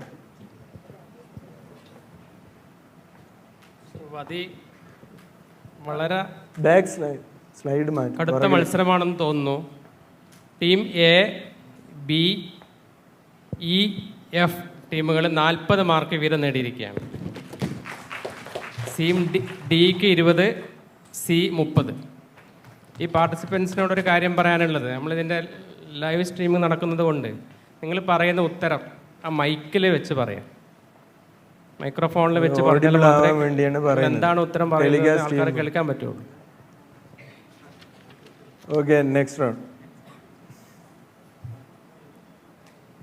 അടുത്ത റൗണ്ട് ഒരു ഓപ്പോസിഷൻ ബെഞ്ചിനാണ്. എല്ലാവർക്കും അറിയാമല്ലേ ആ ചിത്രം കാണുന്നത്? ഈ വർഷം നമ്മെ വിട്ടുപിരിഞ്ഞു പോയ മഹാനായ രേഖാചിത്രകാരൻ, അല്ലെങ്കിൽ ചിത്രകാരൻ, ശില്പി എല്ലാമാണ് അദ്ദേഹം. ആർട്ടിസ്റ്റ് നമ്പൂതിരി. അദ്ദേഹം വരച്ച ഒരു ചിത്രമാണത്. അദ്ദേഹം ഏറ്റവും കൂടുതൽ പ്രശസ്തമായ ചിത്രങ്ങൾ വരച്ചിരിക്കുന്ന VKNൻ്റെ കൃതികൾക്കാണ്. VKN സാധാരണഗതിയിൽ ഒരു പുസ്തകത്തിലും സമർപ്പണമോ ഇതൊന്നും എഴുതുന്ന ആളല്ല. നേരിട്ട് നോവലങ്ങ് എഴുതുകയാണ്. പക്ഷേ ഒരു പുസ്തകത്തിൽ മാത്രം അദ്ദേഹം ഇതുപോലൊരു സമർപ്പണം കൊടുത്തു. വരയുടെ പരമശിവനായ വാസവൻ നമ്പൂതിരി വരയ്ക്കുന്ന ചിത്രങ്ങളുടെ അടിക്കുറിപ്പാണ് ഈ നോവൽ, പുസ്തകാധിപൻ. അദ്ദേഹത്തിൻ്റെ ഒരു ഹ്യൂമറൊക്കെ ചേർത്തിട്ട് അങ്ങനെയാണ് കൊടുത്തിരിക്കുന്നത് സമർപ്പണം. അപ്പം ഇത് അദ്ദേഹത്തിൻ്റെ ഏത് നോവലിലാണ് അദ്ദേഹം ഈ സമർപ്പണം എഴുതിയിരിക്കുന്നതെന്നാണ് ചോദ്യം. അദ്ദേഹം ഒരേ ഒരു നോവലിൽ മാത്രമേ ഇതുപോലെ സമർപ്പണം ചെയ്തിട്ടുള്ളൂ. ഏതാണ് ഈ നോവൽ? ടീം എയോടാണ് ചോദ്യം. ബൗൺസ് ചെയ്യണ്ടോ? ഇതെല്ലാവരും കേട്ടിട്ടുണ്ടാവില്ലേ? വരയുടെ പരമശിവനായ വാസവൻ നമ്പൂതിരി എന്ന് വിശേഷിപ്പിച്ച കാര്യം അറിയാം. ഏതോ നോവൽ എന്നാണ് പ്രശ്നം. ഓക്കെ, ടീം എ പറയും. പയ്യങ്കഥകൾ. അല്ലല്ലോ. C, D. ആർക്കും അറിയില്ലേ? ഓഡിയൻസിൽ ആർക്കും അറിയാം? അല്ലല്ലോ, അല്ല അല്ല, ഏതാണ്ട് അദ്ദേഹത്തിൻ്റെ എല്ലാ കൃതിയായി തോന്നുന്നു. Show the answer. അനന്തരാണ്, അനന്തരം. ഓക്കെ, അടുത്തത് എന്താ? ഇത് കോവിഡ് കാലത്ത് കുട്ടികളൊക്കെ ഇൻ്റർനെറ്റ് അഡിക്റ്റായി മാറുകയും ഗാഡ്ഗറ്റ്സിൻ്റെ ഒരു വിക്ടിംസായിട്ട് അവർ മാറുകയും മാനസികമായിട്ട് അവർ പല രീതിയിലും സഫർ ചെയ്യുകയും ചെയ്യുന്ന ഒരു സാഹചര്യം ഉണ്ടായി. അപ്പോൾ ഇത് അതിൻ്റെ പ്രതീകാത്മകമായൊരു ചിത്രമാണ്. ഫേസ്ബുക്കും ട്വിറ്ററും വാട്സാപ്പും വിഴുങ്ങുന്ന ഒരു കുട്ടി. അപ്പം കോഴിക്കോട് മാനസികാരോഗ്യ കേന്ദ്രം ഇതിനെ ചെറുക്കാൻ വേണ്ടി, അല്ലെങ്കിൽ ഇതിനെങ്ങനെ സോൾവ് ചെയ്യാന്നുള്ളതിന് അവിടുത്തെ സൈക്യാട്രിസ്റ്റുകളൊക്കെ ചേർന്ന് ഒരു സൊല്യൂഷൻ കണ്ടെത്തി ഒരു ക്ലിനിക്ക് തുടങ്ങിയതാണ്. Clinic for healthy internet use. അതിനവരൊരു ആകർഷകമായ പേര് കൊടുത്തിട്ടുണ്ട്. എന്താണ് ഈ പദ്ധതിയുടെ പേര്? ഞാനത് അവിടെ കുറച്ച് ഭാഗം വായിച്ചു കളഞ്ഞിട്ടുണ്ട്. എന്നാലും അത് ചേർത്താലേ ആ പദ്ധതിയുടെ പേരാവുള്ളൂ. ഒരു മോചനാണ്. അവിടെ മോചൻ എന്ന് മലയാളത്തിൽ മോചനാണെങ്കിൽ ഇംഗ്ലീഷിൽ എഴുതിയത് മോചൻ, അങ്ങനെയാണ്. ബൗൺസ് ചെയ്യുന്നുണ്ടോ? ടീം ഡി ബൗൺസ് ചെയ്തു. ബിയോട് ചോദ്യം. എഫ് ബൗൺസ് ചെയ്തു. ആരുമില്ല. നോക്കാം. D. Very good answer. Team ഡിക്ക് 10, ടീം എഫിനും 10. ചോദ്യം ബിയോട്. Imogen. Imogen. Show the answer. നോക്കാം ശരിയാണോ. ഇമോജൻ. ഇമോജിയാണ് അതിൻ്റെ ചിത്രം തന്നെ. ഓക്കെ, അടുത്ത ചോദ്യം. ഈ വീഡിയോ കാണാം. The bowlers don't seem to. Oh, this is high. What a six! What a six! Way down the ground. It's on the roof. It's bouncing around on the roof. Michael Kasprowicz is the new bowler. There it is. Well, this little man is the nearest thing to Bradman there's ever been. അടുത്ത slide. ഇപ്പോൾ world cup cricket നടന്നുകൊണ്ടിരിക്കുകയാണല്ലേ. ഇന്ന് ഒരു ഇന്ത്യയും south ആഫ്രിക്കയുള്ള കളി നടന്നുകൊണ്ടിരിക്കുകയാണ്. ഇപ്പോൾ അതിൻ്റെ brand ambassador ആരാണ് എല്ലാവർക്കും അറിയാം. ഒരേ ഒരു സച്ചിൻ. അദ്ദേഹം 25ാം പിറന്നാളിന് ഷാർജയിൽ ഓസ്ട്രേലിയയുടെ ഉള്ള ഫൈനലിൽ അടിച്ച ആ ഒരു 6 നമ്മളിപ്പോൾ കണ്ടത്. അതിൽ ആ കമൻറ്റേറ്റർ ടോണി ഗ്രേഗ് പറയുന്നുണ്ട്, ബ്രാഡ്മാന് ശേഷം ഉണ്ടായ ഏറ്റവും വലിയ സംഭവം എന്നാണ് ഈ ടെണ്ടുൽക്കർ വിശേഷിപ്പിക്കുന്നത്. എന്നാൽ പ്രസിദ്ധ കോളം എഴുത്തുകാരനായ പീറ്റർ റെബക്ക് പറഞ്ഞത് this genius can stop time in India എന്നാണ്. അത്രയും മഹത്തായ ഒരു ഉദാത്തമായ ലെവലിലേക്ക് ക്രിക്കറ്റിനെ കൊണ്ടുപോയ വ്യക്തിത്വമാണ്. പല റെക്കോർഡുകളും അദ്ദേഹത്തിൻ്റെ ഇപ്പം തകർന്നുകൊണ്ടിരിക്കുന്നുണ്ട്. പക്ഷേ നമുക്കെല്ലാവർക്കും അറിയാം, അന്നത്തെ ബൗളിംഗ് അല്ല ഇന്ന്, അന്നത്തെ നിയമമല്ല ഇന്ന്. ഇന്നാണ് ടെണ്ടുൽക്കർ കളിച്ചിട്ട് 200 സെഞ്ചുറി അടിക്കുമെന്ന് വിശ്വസിക്കുന്ന ആളാണ് ഞാൻ. ഓക്കെ, ചോദ്യം ഇതാണ്. ഇദ്ദേഹത്തിന് ഇത്രയും റെക്കോർഡുകൾ ഉണ്ടെങ്കിലും ആർക്കും തകർക്കാൻ പറ്റാത്ത ഒരു റെക്കോർഡിന് ഉടമയാണ് ടെണ്ടുൽക്കർ. എന്താണ്? അന്താരാഷ്ട്ര ക്രിക്കറ്റിൽ ആദ്യമായിട്ട് 3rd അമ്പയർ ഔട്ട് വിളിച്ചിട്ട് ഔട്ടായ വ്യക്തിയാണ് സച്ചിൻ ടെണ്ടുൽക്കർ. ഒരു ടെസ്റ്റ് മത്സരത്തിലായിരുന്നു അത് സംഭവിച്ചത്. ഏത് രാജ്യത്തിനെതിരെയാണ് ആ ടെസ്റ്റ് മത്സരം നടന്നത്? ടീം സിയോടാണ് ചോദ്യം. ബൗൺസ് ചെയ്യുന്നുണ്ടോ ആരെങ്കിലും? ഇല്ല. അപ്പോൾ ടീം സി പറയും. പാകിസ്ഥാൻ. പാകിസ്ഥാൻ. പാകിസ്ഥാൻ അല്ല. ഇല്ല, കേട്ടില്ല. മൈക്കിൽ. ന്യൂസിലൻഡ്. അല്ല. അല്ല. South Africa. Show the answer.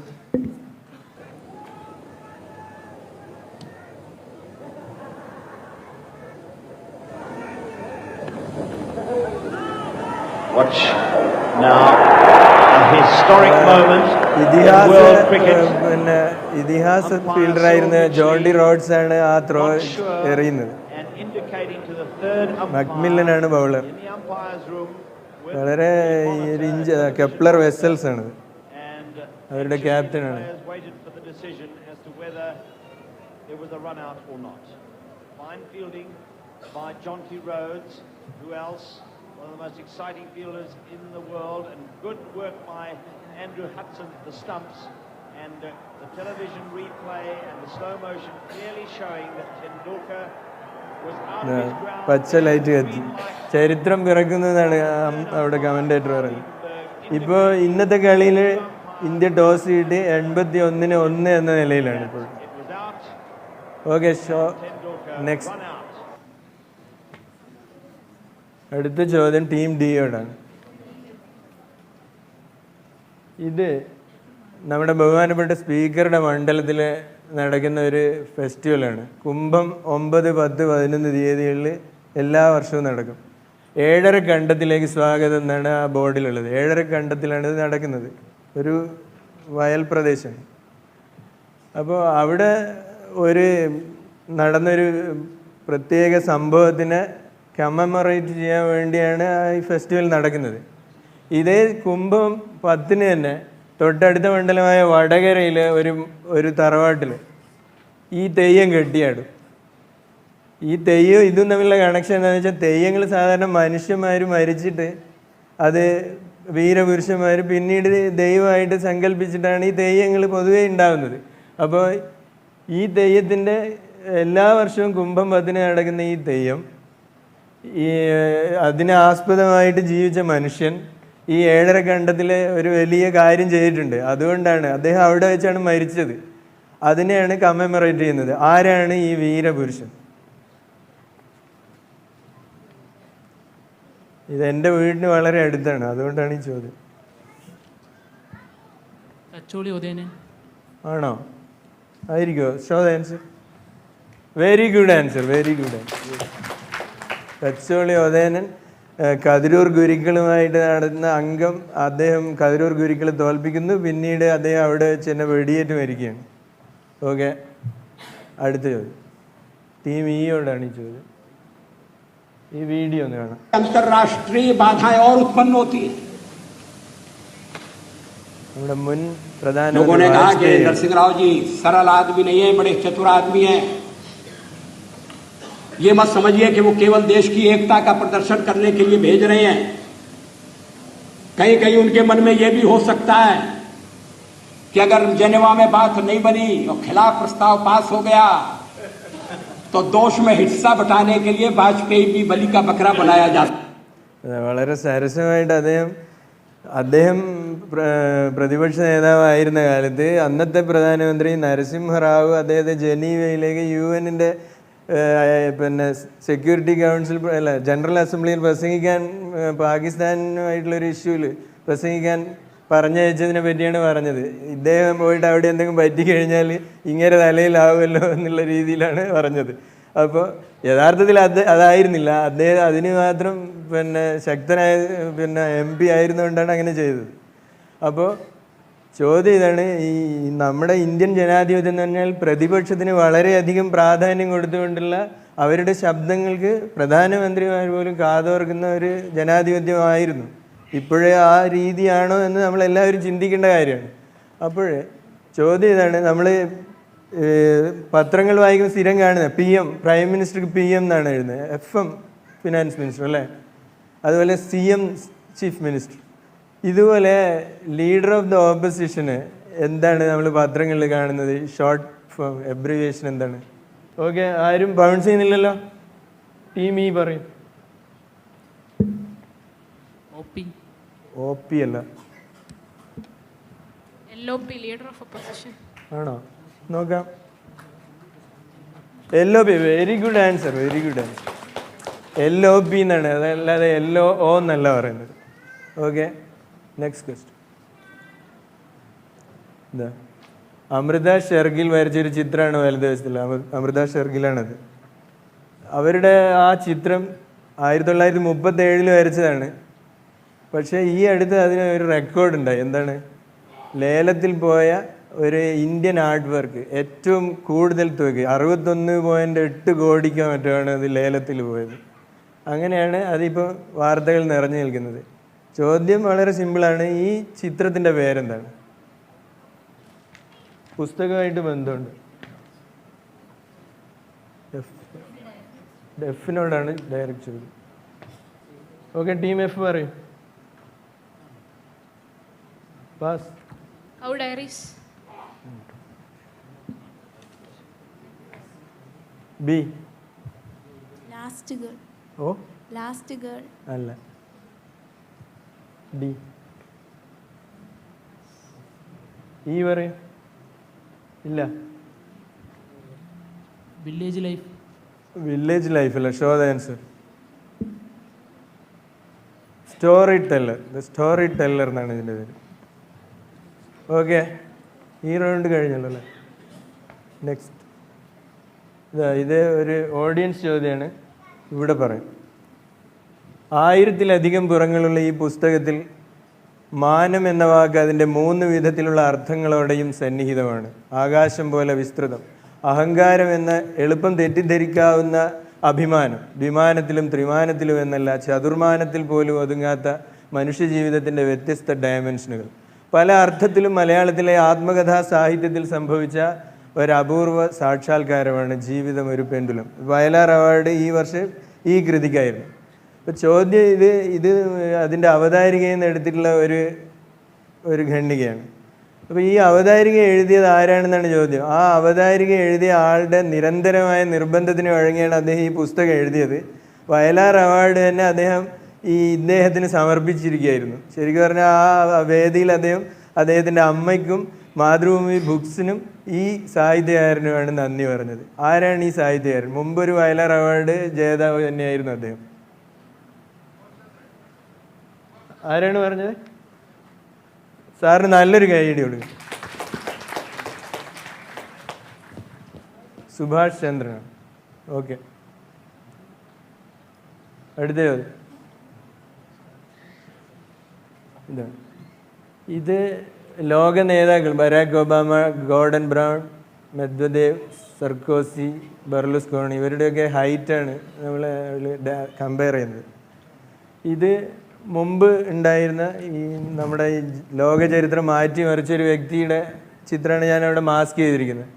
അവിടെ അദ്ദേഹത്തിൻ്റെ ഹൈറ്റിനെ പറ്റി ഒരു തെറ്റായ ധാരണ ജനങ്ങൾക്ക് എല്ലാവർക്കും ഉണ്ട്. എന്താ വെച്ചാൽ അദ്ദേഹത്തിൻ്റെ സ്വന്തം പ്രദേശത്ത് അല്ലെങ്കിൽ ആ രാജ്യത്ത് ഈ ഇഞ്ചിൻ്റെ അളവിലൊരു വ്യത്യാസം ഉണ്ടായിരുന്നു. ഇഞ്ചെന്ന് പറഞ്ഞു കഴിഞ്ഞാൽ സാധാരണ 2.71 സെൻറ്റിമീറ്ററാണ്. പക്ഷെ അവിടെ 2.54 അവർ മുമ്പ് മാനദണ്ഡമായിട്ട് എടുത്തിട്ടുണ്ടായിരുന്നത്. അത് കാരണം എല്ലാവരും തെറ്റി 5 അടി 2 ഇഞ്ച് അദ്ദേഹം ഉള്ളൂ എന്നാണ് ലോകവ്യാപകമായിട്ട് പ്രചരിച്ചിരിക്കുന്ന ഒരു കാര്യം. പക്ഷേ യഥാർത്ഥ അദ്ദേഹം 5 അടി 6 ഇഞ്ചുകാരൻ, ഏതാണ്ട് 1.68 മീറ്ററിന് ഹൈറ്റുള്ള ആവറേജ് ഹൈറ്റുള്ള ആളായിരുന്നു. ഈ തെറ്റായ ഒരു മിത്ത് ഇങ്ങനെ പ്രചരിച്ച് നടക്കുകയായിരുന്നു. അതിന് പ്രധാന കാരണം അദ്ദേഹത്തിൻ്റെ അയൽ രാജ്യക്കാർ തന്നെയാണ്. അവരുമായിട്ടുള്ള ഒരു ഗ്രഡ്ജും കൂടി അതിന് ഒരു കാരണമാണ്. അപ്പോൾ ഈ വ്യക്തിയെക്കുറിച്ച് നവംബർ 22-ന് ഹോളിവുഡിൽ ഒരു സിനിമ ഇറങ്ങുന്നുണ്ട്. ജോക്കിൻ ഫിനിക്സ് ആണ് അതിൻ്റെ നായകൻ. ആരാണ് ഈ ലോക ചരിത്രത്തെ മാറ്റിമറിക്കാൻ പ്രാപ്തനായ ഈ വ്യക്തി? ടീം എഫിനോട് ചോദ്യം. പൗണ്ട്സ് ആരുമില്ല. എയും ഡിക്ക് 10 മാർക്ക്, സി 10, ബിക്ക് -10, ടീം എക്കും 10. അപ്പോൾ ഇനി എഫിനോട് പറയും. Kim Jong Un. King Jong Un അല്ല. Team E. ഫിഡൽ കാസ്ട്രോ അല്ല. ബാക്കി എല്ലാവരും പറഞ്ഞല്ലേ? Okay, show the answer. Napoleon ബോണപ്പാർട്ടാണ്. നവംബർ 22-ന് ഒരു സിനിമ വരുന്നുണ്ട്. ജോക്കിൻ ഫിനിക്സ് ആണ് നായകൻ. ഓക്കെ, അടുത്ത ചോദ്യം. ഈ 2023 നമ്മൾ വിട്ടുപോയൊരു വലിയ കലാകാരനായിരുന്നു സിദ്ദിഖ്. അദ്ദേഹം ലാലുമായി ചേർന്ന് കൂട്ടുകെട്ടിൽ നിരവധി ഹിറ്റ് ചിത്രങ്ങൾ, നമുക്ക് ചരിത്രത്തിൻ്റെ ഭാഗമായ സിനിമകൾ തന്നെ സംഭാവന നൽകിയ ആളാണ്. ഇദ്ദേഹത്തിന് ഈ തിരക്കഥ എഴുതുമ്പോൾ ഒരു പ്രത്യേകമായ സ്വഭാവം ഉണ്ടായിരുന്നു. ശബ്ദധാരാവലി എപ്പോഴും കൂടെ വെക്കും. അതിലുള്ള പേജുകൾ ഇങ്ങനെ മറിച്ച് നോക്കും, പുതിയ വാക്കുകൾ ഇങ്ങനെ കണ്ടെത്തും, അതിൻ്റെ അർത്ഥം നോക്കി രസിക്കും.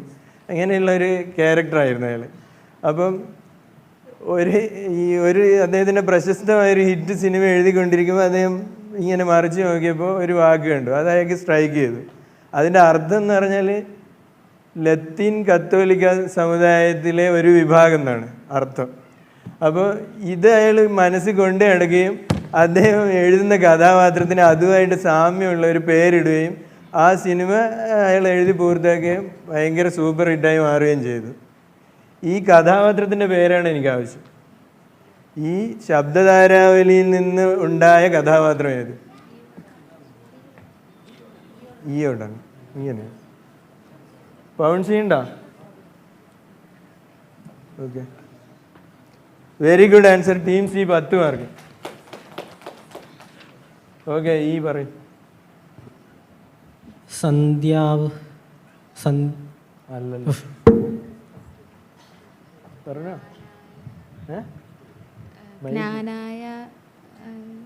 ഇല്ല, ജ്ഞാനായല്ല, കഥാപാത്രം വെച്ച് പറയണം. കത്തനാറാ? അങ്ങനത്തെ ഒരു കഥാപാത്രം അദ്ദേഹം ചെയ്തിട്ടുണ്ടോ? ആണ്. അദ്ദേഹത്തിന്റെ കഥാപാത്രങ്ങളെല്ലാം വളരെ പ്രശസ്തല്ലേ? റാംജി റാവ് എന്നൊക്കെ പറയുന്ന പോലെ. ഇല്ല, അറിയില്ല. ഓക്കെ, ഓഡിയൻസ് അറിയാം. അതെ, എല്ലാവർക്കും അറിയാം. നമുക്ക് ആ വീഡിയോ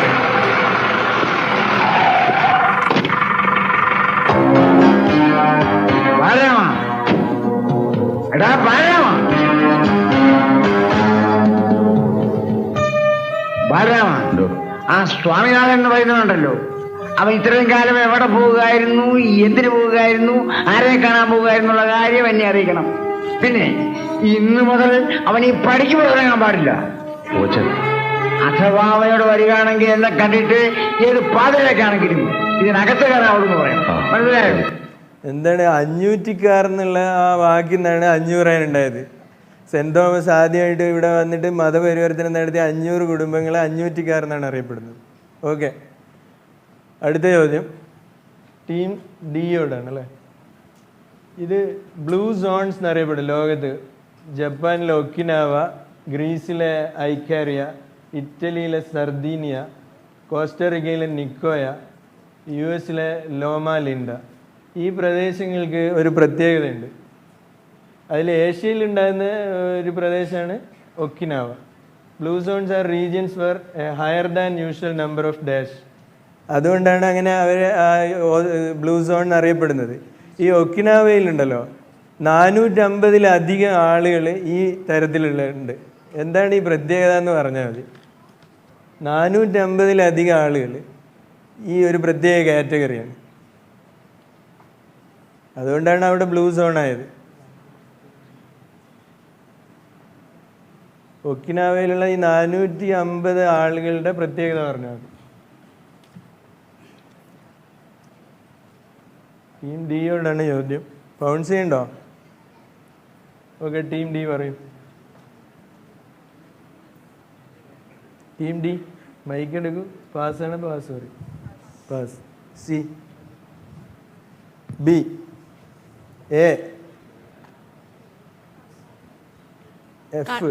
കളർ ബ്ലൈൻഡ് പീപ്പിൾ. അല്ല, അല്ലല്ല. ആർക്കെങ്കിലും അറിയാമോ? അല്ല അല്ല. Very good answer. സാറിന് നല്ലൊരു കൈയടി. 450-ലധികം ആളുകൾ 100 വയസ്സ് കൂടുതലാണ് ഇവിടെ. ഏറ്റവും ഹെൽത്തി ആയിട്ടുള്ള പ്രദേശം എന്നാണ് അറിയപ്പെടുന്നത് ലോകത്തിൽ. അത് 80 വയസ്സ് കഴിഞ്ഞാൽ നിങ്ങൾ യൂത്താണ്, 90 നിങ്ങൾ പറയണം ഹെവനിലേക്ക് വിളിക്കുമ്പോൾ 100 ആവട്ടെ എന്ന്, അങ്ങനെയാണ് പറയുന്നത്. ഓക്കെ, അടുത്തത് ഇതാ. ഇത് കേരളത്തിൽ 1957-58 കാലത്ത് മുഴങ്ങിയ ഒരു വലിയ മുദ്രാവാക്യമാണ്. അംബാസിഡറിൽ കയറാനല്ല, ഡൺലപ്പ് മെത്തയിൽ കിടക്കാനല്ല, ആഴക്കരിയുടെ കഞ്ഞി കുടിക്കാനാണ് ഈ സമരം. അതിനാണ് ഈ സമരം. ഇതൊരു 24 വയസ്സുള്ള ഒരാളെ എഴുതി അദ്ദേഹം തന്നെ സെക്രട്ടേറിയറ്റിന് മുന്നിൽ പിന്നെ വളരെ ആവേശത്തോടു കൂടി വിളിച്ച മുദ്രാവാക്യമാണ്. പക്ഷേ സംഭവം എന്താണെന്ന് വെച്ചാൽ നമ്മുടെ പിന്നെ ഒരു രീതി അനുസരിച്ച് സ്വന്തം ഗവൺമെൻറ് ഭരിക്കുമ്പോൾ ഇതുപോലെ അതേ പാർട്ടിയിൽപ്പെട്ട ആൾക്കാർ ഇതുപോലെ സമരം നടത്തില്ല. പക്ഷേ എല്ലാവരും വലിയ സംഭവമായിട്ട് ഇത് മാറ്റിയപ്പോഴും മുഖ്യമന്ത്രി EMS ഭരണവും സമരവും ഒരുമിച്ച് പോകുമെന്നാണ് പറഞ്ഞത്. അങ്ങനെ ആ സംഭവം ലൈറ്റായി മാറി.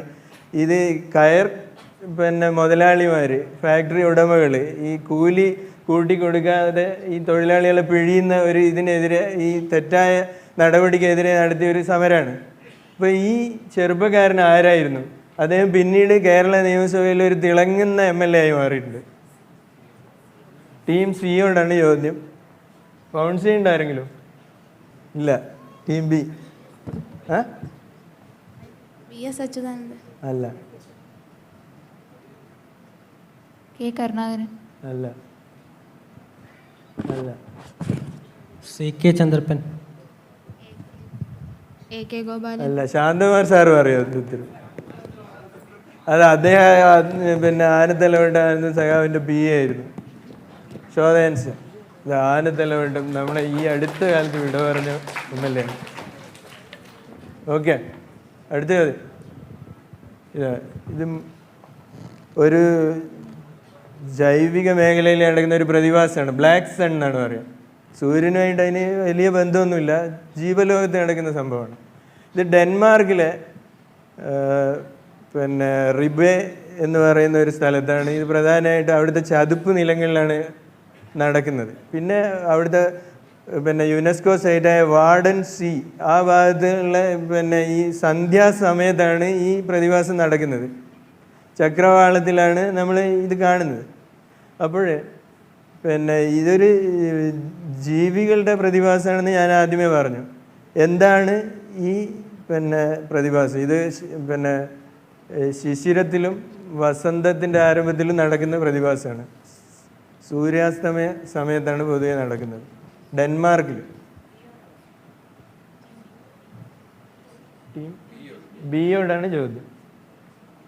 അറിയാമോ? കൗൺസില്ല, ആരുമില്ല. പറയൂ. പറയൂ, മൈക്ക് എടുത്തു. അല്ല. വെട്ടുകിളികൾ സൂര്യനെ മറയ്ക്കുന്നത് ബന്ധപ്പെട്ട് ഒന്നുകൂടി തെളിച്ചു പറയാൻ പറ്റുമോ? തെളിച്ചു പറഞ്ഞ ആ ഒരു ക്വസ്റ്റ്യൻ ഒരു എന്താണ് വേണ്ടത് ക്വസ്റ്റ്യൻ? ഈ പ്രതിഭാസം പറഞ്ഞാൽ മതി. ഇത് അവിടെ കാണുന്ന നേച്ചർ ഫിനോമിനൻ. ഈ ഷോർട്ട് സോൾ എന്ന് പറയുന്ന ഡെൻമാർക്കിലെ ബ്ലാക്ക് സണ്ണിൻ്റെ ഡാനിഷ് ഭാഷയിൽ ഷോർട്ട് സോൾ എന്നാണ് പറയുക. അതാണ് ഈ ഷോർട്ട് സോൾ എന്നാണ് ഈ പ്രതിഭാസം അറിയപ്പെടുന്നത്. നിങ്ങൾ ഈ പറഞ്ഞ പോലെ അത് എനിക്ക് മനസ്സിലാകുന്ന രീതി പറഞ്ഞു തന്നാൽ മതി. എന്താണ് ഈ പ്രതിഭാസം? സൂര്യാസ്തമയത്തിൽ ഒരുമിച്ച് വന്ന് മറയ്ക്കുന്നു. കിളികളാണ് ഈ വെട്ടുകിളി. അപ്പോൾ അങ്ങനെ ഇരുട്ട് പരത്തുന്നു. കിളികൾ സൂര്യനെ മറക്കുമോ? ഈ ശിശിരകാലത്ത് ഈ വെട്ടുകിളികൾ വന്ന് ക്രോപ്സ് ഞാൻ വന്ന് അത് വന്ന് മറയ്ക്കുന്നു. നമുക്ക് നോക്കാം. Show the answer.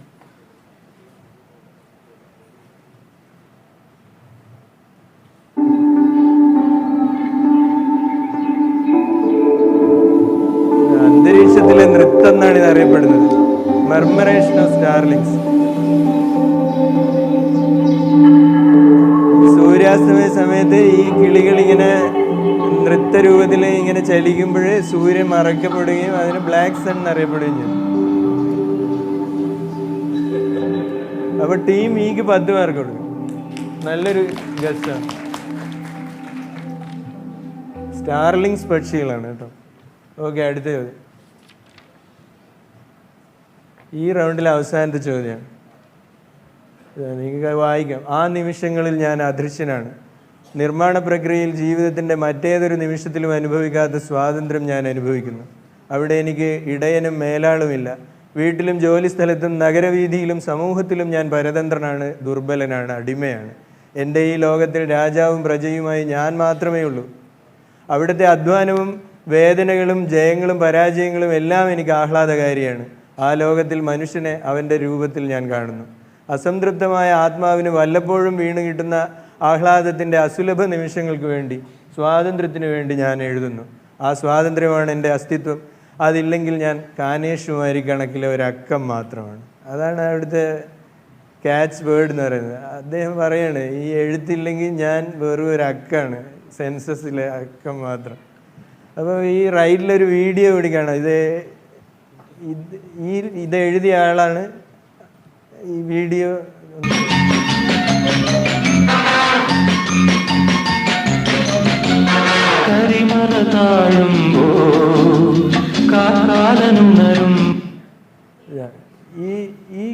ഈ പിന്നെ MB ശ്രീനിവാസൻ മ്യൂസിക് കൊടുത്ത് ഈ പാട്ട് എഴുതിയത് ഈ വ്യക്തി തന്നെയാണ്. ചോദ്യം എയോടാണ്. ബൗൺസ് ചെയ്യുന്നോ? ഈ വ്യക്തി, ഇത് എഴുതിയ വ്യക്തി ആരാണെന്ന്? ഈ പാട്ട് എഴുതിയ വ്യക്തി തന്നെയാണ് ഇത് എഴുതിയിരിക്കുന്നത്. MB ശ്രീനിവാസൻ മ്യൂസിക് കൊടുത്ത ഈ പാട്ട് എഴുതിയ വ്യക്തി തന്നെയാണ് ഈ എഴുതിയിരിക്കുന്നത്.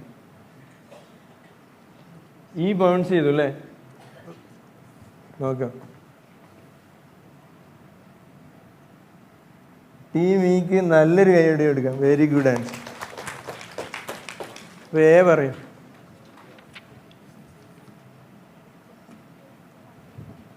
വയലാർ അല്ല. ടി ഭാസ്കരൻ അല്ല. ദേവരാജൻ അല്ല. സി.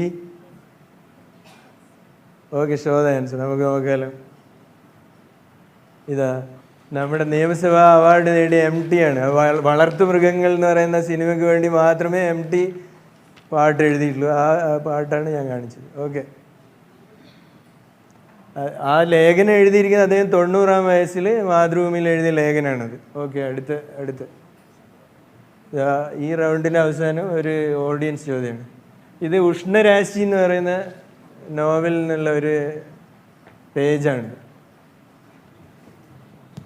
വായിക്കാമല്ലോ അല്ലേ? പാറാവ് നിന്ന പോലീസുകാരൻ ബയണറ്റ് ഉറപ്പിച്ച തോക്കുമായി വന്നു. ഇവനെ കൊണ്ട് ഞാൻ ഇപ്പം സത്യം പറയിപ്പിക്കാം. പറയടാ. അയാൾ ബയണറ്റ് കാൽമടമ്പിലേക്ക് ആഞ്ഞുകുത്തി. കള്ളൻ കോലപ്പൻ ചോരയിൽ കുളിച്ചു. ലോക്കപ്പ് നിറയെ ചോര. ഒരു പിടച്ചിൽ. ഏമാനെ ഇവൻ ക്ലോസ് ആയെന്നാ തോന്നണേ. കള്ളൻ കോലപ്പൻ കൂകി വിളിച്ചു. ആണ്ടേ അനക്കം നിന്നു. CID വാസുപിള്ള അകത്തേക്ക് നോക്കി. ചത്തെന്ന് ഉറപ്പാണോടാ? ചത്ത വട്ട കിടപ്പ് കണ്ടിട്ട്. കള്ളൻ കോലപ്പൻ താഴേക്ക് കുനിഞ്ഞു. എന്നാ എടുത്ത് വണ്ടിയിലിട്, ഇടിയൻ നാറാവിള്ള പറഞ്ഞു. പാലാ കാട്ടിക്കൊണ്ടുപോയി വെട്ടി കുഴി താഴ്ത്ത്. നിന്നോടാ? അയാൾ കള്ളൻ കോലപ്പനെ നോക്കി. ഇരുട്ടിനെ വകഞ്ഞ് പോലീസ് വണ്ടി കാട്ടുപാതയിലേക്ക് തിരിഞ്ഞു. കള്ളൻ കോലപ്പൻ പിക്കാസും മൺവെട്ടിയും മുറുകെ പിടിച്ചു. വണ്ടി വളവ് തിരിഞ്ഞതും പിന്നിലൊരു ഞരക്കം. കള്ളൻ കോലപ്പൻ കുനിഞ്ഞു നോക്കി. ഏമാനെ ആണ്ടേ ഇവൻ അനങ്ങണല്ല. ഇതാരെക്കുറിച്ചാണ്? ഇതാ എല്ലാവർക്കും അറിയാം. സോ ദ ആൻസർ ഇതാ 100-ന്റെ നിറവിൽ നിൽക്കുന്ന സഖാവ്. Okay, next question. ഇത് ലാസ്റ്റ് റൗണ്ട്. സുരേഷ്, അതിൽ ഒരു ഓഡിയൻസ് ചോദ്യം കൂടി, അവസാനത്തെ ഓഡിയൻസ് ചോദ്യമാണ്. ഈ ചിത്രങ്ങളൊന്ന് കണക്ട് ചെയ്യണം. ഇത്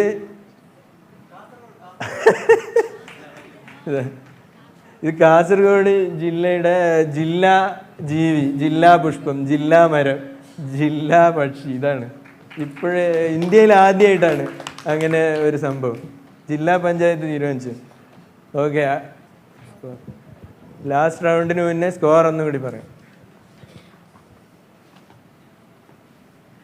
ഒരു റൗണ്ട് മാത്രമേ ബാക്കിയുള്ളൂ. ഏത് ടീമിനും ഒന്നാം സ്ഥാനത്ത് എത്താവുന്നൊരു പോയിന്റ് നിലയാണ്. Team A 50, B 40, C 50, D 40, E 70, F 70.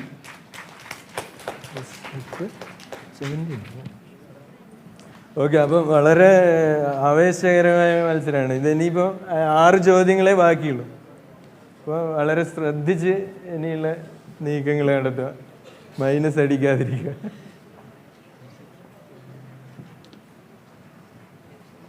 Okay, അടുത്ത റൗണ്ടിലേക്ക് പോയാൽ ഡെമോക്രസി എന്നാണ് ഈ റൗണ്ടിൻ്റെ പേര്. ഇതിലെല്ലാം തന്നെ ജനാധിപത്യമായിട്ട് ബന്ധപ്പെട്ട ചോദ്യങ്ങൾ മാത്രമേ ഉള്ളൂ.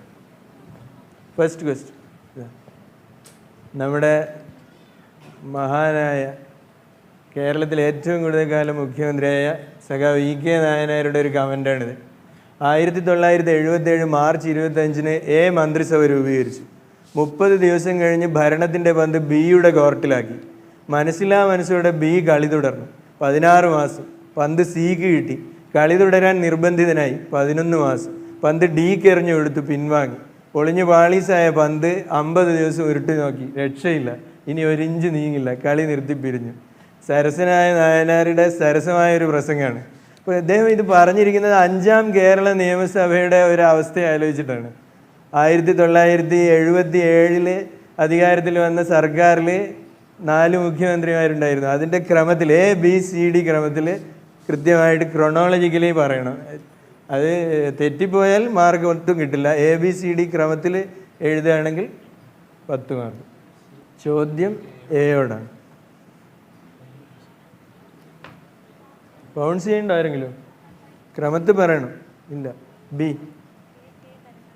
പറഞ്ഞോ, മൈക്ക് എടുത്ത് പറയും. A.K. കരുണാകരൻ.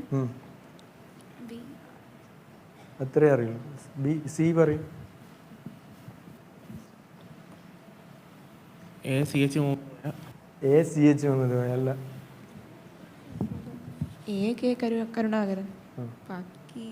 അറിയില്ല. A.K. Karunakaran, B. A.K. Antony, C. P.K. Vasudevan Nair, D. C.H. Muhammad Koya. ആണോ? നോക്കാം നമുക്ക്.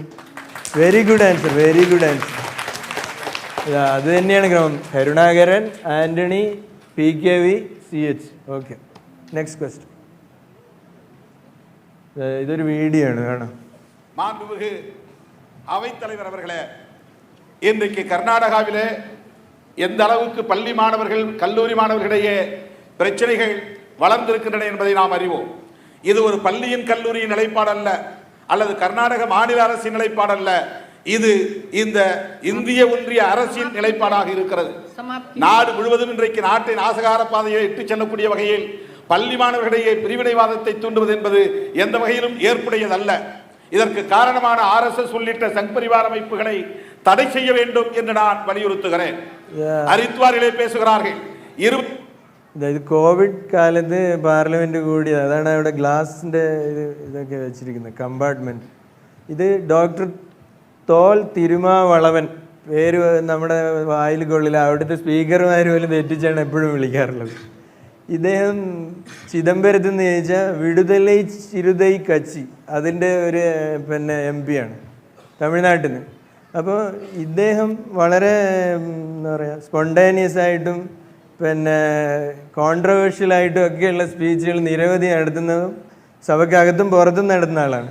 ഇദ്ദേഹത്തിന് കഴിഞ്ഞ സെപ്റ്റംബർ മാസത്തിൽ ഒരു അപൂർവമായ റെക്കോർഡിന് ഉടമയാണ്. ആ റെക്കോർഡ് ഇനി ആർക്കും തിരുത്താൻ പറ്റില്ല, MP എന്ന നിലയിൽ. എന്താണ്? ഹാരിസ് അവിടുന്ന് കൈവക്കുന്നുണ്ട്, പക്ഷെ നമുക്കിവിടെ ചോദിക്കാം, എന്താണ് ഈ റെക്കോർഡ്?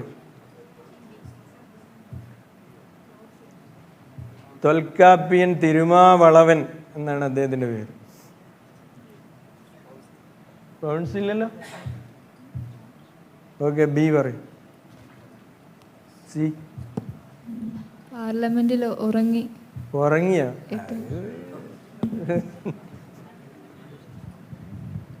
ഇങ്ങനെ പറഞ്ഞ ഒരുപാട് ആളുണ്ടോ? ഏറ്റവും കൂടുതൽ സമയം പ്രസംഗിച്ച ആള് അല്ല. പുതിയ പാർലമെന്റിൽ ഏറ്റവും നീളം കൂടിയ പേരുള്ള, പഴയ പാർലമെന്റിലും അതേ പേരല്ലേ? ആദ്യമായിട്ട് പുതിയ പാർലമെന്റ്, പഴയ പാർലമെന്റിൽ അവസാനമായിട്ട് സംസാരിച്ച. Very good answer. നമ്മുടെ പഴയ പാർലമെന്റിൽ അവസാനമായി പ്രസംഗിച്ച ആളാണ്. അത് ഈ പ്രസംഗം കഴിഞ്ഞതോടുകൂടി അവർ നടന്ന് പുതിയ പാർലമെന്റിലേക്ക് പോയി. Okay, next question. ഇത് ത്രിപുർ ദമൻ സിംഗ് അദ്ദേഹം എഴുതിയ ഒരു പുസ്തകമാണ് 16 Stormy Days, story of the dash Indian constitution. Indian കോൺസ്റ്റിറ്റ്യൂഷനുമായി ബന്ധപ്പെട്ട ഒരു സംഭവമായിട്ടാണ്, ഒരു നോൺ ഫിക്ഷനാണ്. അതിനെ പറ്റി എഴുതുന്ന ഒരു നല്ലൊരു പുസ്തകമാണിത്, നല്ല ഇൻഫോർമേറ്റീവാണ്. എന്താണ്, ഒരു പ്രത്യേക സംഭവത്തിൽ 1951 ഇന്ത്യൻ പാർലമെന്റിൽ നടന്ന ഒരു സംഭവത്തിനെ പറ്റി അതിലേക്ക് നയിച്ച 16 ദിവസങ്ങൾ, സ്റ്റോമി ഡേയ്സ് എന്നാണ് പറയുന്നത്. സംവരണമായിട്ടൊക്കെ ബന്ധപ്പെടുന്നുണ്ട് ആ വിഷയം. അതുകൊണ്ടാണ് അതിന് ഇത്രയും പ്രാധാന്യം വന്നത്. എന്താണ് ഈ സംഭവം? കോൺസ്റ്റിറ്റ്യൂഷനായിട്ട് ബന്ധമുള്ളതാണ്. ടീം സിയോട് 1951 അവിടുത്തെ ഇലക്ഷന് തൊട്ട് മുന്നേ ആയിരുന്നു, നമ്മുടെ ആദ്യത്തെ ജനറൽ ഇലക്ഷന് തൊട്ട് മുന്നേ ആയിട്ടാണ് ഈ സംഭവം നടന്നത്. ഓക്കെ, ആരും ബൗൺസ് ചെയ്യുന്നില്ല. സി പറയും. അല്ലല്ലോ. ഡി പറയും. ഇ പറയുന്നുണ്ടോ? വനിതാ സംഭരണമായിട്ട് ബന്ധപ്പെട്ട്. എഫ്. മണ്ഡൽ കമ്മീഷൻ. അല്ല, അത് വളരെ ലേറ്റ് ആയിട്ടല്ലേ, 77-ലൊക്കെ.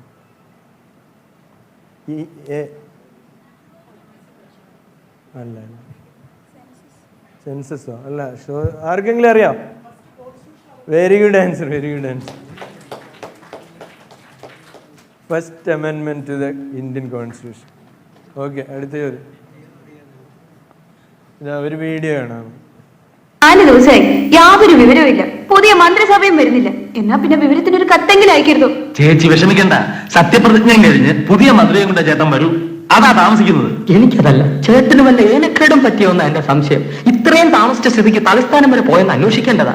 ഇനി മന്ത്രിസഭയുടെ വീഴ്ചയിൽ ചേട്ടന് വല്ല പരിക്കോ ഷോക്കോ എന്റെ കർത്താവേ. ശരിയാ, ഹാബേല് മാപ്പിള പറഞ്ഞപ്പോ എനിക്കങ്ങ് പേടിയാവുന്നു. ഇതുവരെ ഞാൻ എങ്ങും ഒറ്റയ്ക്ക് വിട്ടിട്ടില്ല. ചേച്ചി ഒരു കാര്യം ചെയ്യും, വണ്ടിക്കൂലിക്കും 2 ദിവസത്തെ താമസനും ചേട്ടനെ തപ്പാനുള്ള ടാക്സിക്കും എല്ലാം കൂടെ കുറച്ച് കാശിങ് തന്നാട്ടെ. ഞങ്ങളൊന്ന് പോയി അന്വേഷിച്ചിട്ട് വരാം. എന്താ? അത് എത്ര കാശാകുമ്പോഴേ ചേട്ടാ? Fast passenger, MLA quarters, secretariat, Muscat, തിരിച്ച് വീണ്ടും ഹോട്ടലില്, എല്ലാം കൂടെ ഒരു 200-250 രൂപയോ? അത് കുറച്ച് കൂടുതലാ. ബാക്കി ഉണ്ടെങ്കിൽ ഞങ്ങൾ ഈ കൊണ്ടുവരികയല്ലേ. അവര് കാര്യങ്ങളാണ് നടത്തുന്നത്, അവര് ഉദ്ദേശിച്ച കാര്യമല്ല ചെയ്യുന്നത്. ഓക്കെ, ഇത് നമ്മുടെ രാഷ്ട്രീയ സിനിമകളുടെ ചരിത്രത്തിലെ ഏറ്റവും വലിയ പൊളിറ്റിക്കൽ സെറ്റർ എന്ന് കേരളത്തിൽ അറിയപ്പെടുന്നത് പഞ്ചവടി പാലം. പാലം അപകടത്തിൽ എന്ന് പറയുന്ന വേളൂർ കൃഷ്ണൻകുട്ടിയുടെ കഥ ബേസ് ചെയ്തിട്ട് KG ജോർജ്, അദ്ദേഹം ഇപ്പം നമ്മളെ വിട്ടുപിരിഞ്ഞ മഹാനായ ഒരു സംവിധായകനാണ്. അദ്ദേഹം തിരക്കഥ രചനയിൽ ഈ സെറ്റർ ആയത് തന്നെ കാരണം ഒരു കാർട്ടൂണിസ്റ്റിനെ അദ്ദേഹം സംഭാഷണം എഴുതാൻ നിയമിച്ചു അദ്ദേഹത്തിൻ്റെ കൂടെ. ആരാണ് ഈ കാർട്ടൂണിസ്റ്റ്? ആ ഡയലോഗുകളാണ് നമ്മളിപ്പോൾ കേട്ടത്. MLA ഹോസ്റ്റൽ, മസ്കറ്റ് ഹോട്ടൽ എന്ന് പറഞ്ഞിട്ട്. ഡി ആണ്, ഡിയോടുള്ള ഡയറക്റ്റ് ക്വസ്റ്റ്യൻ. ബൗൺസ് ചെയ്യണ്ട ആരെങ്കിലും? ആർക്കും ബൗൺസ് ഇല്ല. ഓക്കെ, ടീം ഡി പറയും.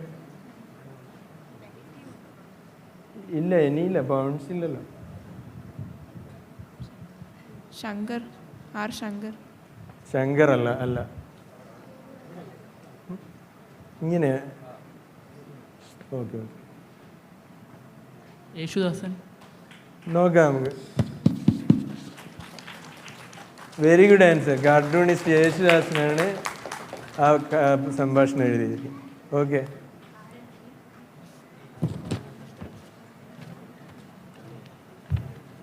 നെക്സ്റ്റ്. ഇത് last but one question. 1983 India ലോകകപ്പ് നേടിയല്ലോ അല്ലേ? അതിൻ്റെ പിറ്റേന്ന് ഇറങ്ങിയ മാതൃഭൂമി പത്രമാണത്. അന്ന് റിപ്പോർട്ടർമാരെ ലോഡ്സിൽ പറഞ്ഞയച്ചിട്ടൊന്നല്ല എഴുതി. ഇവിടെ TV പോലും ശരിക്കില്ല. അപ്പോൾ അവരിവിടെ തിരുവനന്തപുരത്ത് ഇരുന്ന് TV കണ്ടിട്ട് എഴുതുമായിരുന്നു. അത് വെറുതെ ജയിക്കുന്നു വിചാരിച്ചിട്ടല്ല അല്ലേ? എന്നുവെച്ചാൽ ഏറ്റവും വലിയ അട്ടിമറിയാണ് അവിടെ നടന്നത്. ഫൈനൽ വെസ്റ്റ് ഇൻഡീസിനെ തോൽപ്പിക്കാൻ ഒരു സാധ്യതയുള്ള ടീമായിരുന്നില്ല ഇന്ത്യ. പക്ഷേ അതുകൊണ്ടാണ് അവർ അതിൻ്റെ ഹെഡിങ് അങ്ങനെ ഇട്ടത്, ജയിച്ചു, ഒരാശ്ചര്യം ചെയ്യുന്നു. ഇപ്പോഴൊക്കെയാണ് അങ്ങനെ ഇടില്ല. ഈ ക്രിക്കറ്റ് കിരീടം ഇന്ത്യക്ക്. എന്നിട്ട് ഇപ്പം ചെയ്യുന്ന പോലെ തന്നെ ഓരോ കളിക്കാരുടെ ഫോട്ടോയും വെച്ച് മുഴുവൻ പേജിലാണ് മാതൃഭൂമി കൊടുത്തത്. വേറെ ഒരു പത്രവും അങ്ങനെ കൊടുത്തിട്ടില്ല. എന്ന് വെച്ചാൽ ഇവരാണ് ഫുൾ കളി കണ്ടിട്ടുള്ളൂ. അതിൽ പക്ഷേ വേറൊരു ന്യൂസും കൂടി അവർ കൊടുത്തു, ഒരു രാഷ്ട്രീയ ന്യൂസ്. അടിയിൽ ലക്ഷ്മണൻ രാജിവെച്ചു. ആ ലക്ഷ്മണനാണിത്.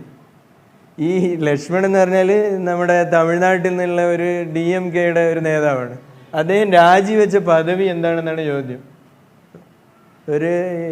ഒരു ഇലക്റ്റഡ് റെപ്രസെൻറ്റേറ്റീവിന് വഹിക്കാൻ പറ്റുന്ന ഒരു പദവിയാണ്.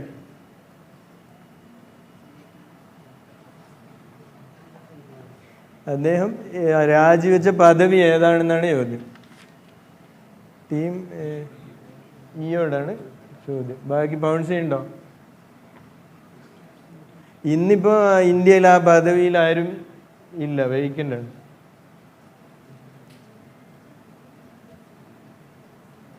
ഓക്കെ, ആരും ബൗൺസ് ചെയ്യുന്നില്ലല്ലോ. അപ്പോൾ ഈ പറയും. Lok Sabha deputy speaker. ആണോ? നോക്കാം നമുക്കല്ലേ, ഒന്ന് നോക്കാം. Very good answer, very good answer. Deputy speaker of Lok Sabha, ഇന്നിപ്പോൾ ആ പദവിയിൽ ആളില്ല. ഓക്കെ, അപ്പം നമ്മൾ ഈ ക്വിസിൻ്റെ അവസാനത്തെ ചോദ്യത്തിലേക്ക് കടക്കുകയാണ്. Last question of this quiz. ഇത് വാഷിങ്ടൺ പോസ്റ്റിൻ്റെ ടാഗ് ലൈനാണ് ഞാൻ ഇവിടെ റൗണ്ട് ചെയ്തിരിക്കുന്നത്. ഒരു പെർട്ടിക്കുലർ പോർഷൻ മാസ്കും ചെയ്തിട്ടുണ്ട്. ഇത് ഒരു ഇൻവെസ്റ്റിഗേറ്റീവ് ജേർണലിസ്റ്റാണ് അദ്ദേഹം. റോബ് വുഡ്വാർഡ് എന്നാണ് അദ്ദേഹത്തിൻ്റെ പേര്.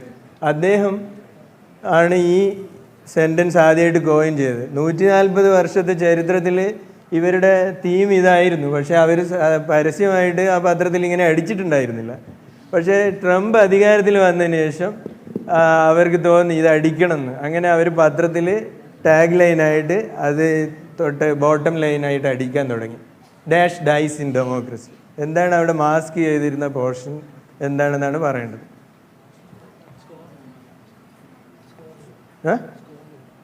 കേട്ടില്ല, സ്കോർ പറയും. അത് ഇത് കഴിഞ്ഞാലേ പറയും.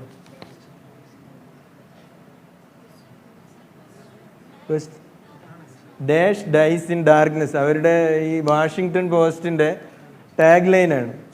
അപ്പോൾ 3 Ds എന്ന് പറയും. ഈ ഇവിടെ വായിച്ചിരിക്കുന്ന ഭാഗത്ത് എന്താണ് വേണ്ടത്? ടീം ബി ബൗൺസ് ചെയ്തു. ചോദ്യം എയോടാണോ എഫിനോടാണോ? എയും ബൗൺസ് ചെയ്തു. നോക്കാം, നിങ്ങൾ ബൗൺസ് ചെയ്തു. Team C 10 mark. Very good, very good answer. Team B 10 mark. Team A also 10 mark.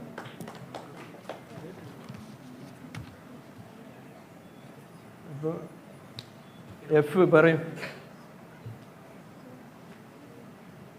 പറഞ്ഞോ. Lies, dishonest lies. ഡെമോക്രസി ആണോ? നോക്കാം. Yes, democracy dies in darkness. അതിന് സുതാര്യത ഉണ്ടെങ്കിൽ മാത്രമേ ജീവിക്കാൻ പറ്റുള്ളൂ, അല്ലാത്തടുക്ക ജനാധിപത്യം മരിക്കൂ. അതാണ് അതിൻ്റെ ടാഗ് ലൈൻ. അപ്പോൾ ഈ ക്വിസ് ഇവിടെ സമാപിച്ചിരിക്കുകയാണ്. എല്ലാവരും നന്നായിട്ട് പാർട്ടിസിപ്പേറ്റ് ചെയ്തു. വളരെ നല്ല മത്സരമായിരുന്നു. ടീം ഡി 40 മാർക്കാണ് കിട്ടിയിരിക്കുന്നത്. എന്നാൽ അവർക്ക് നല്ലൊരു കൈയോടി കൊടുത്ത്. Team B 50 marks.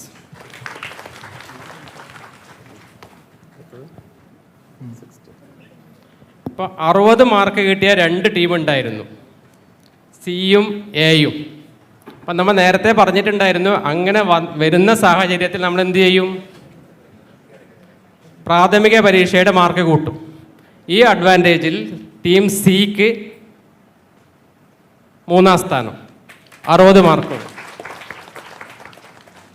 2-ാം സ്ഥാനത്ത് ടീം എഫ് 80 മാർക്ക് നേടി.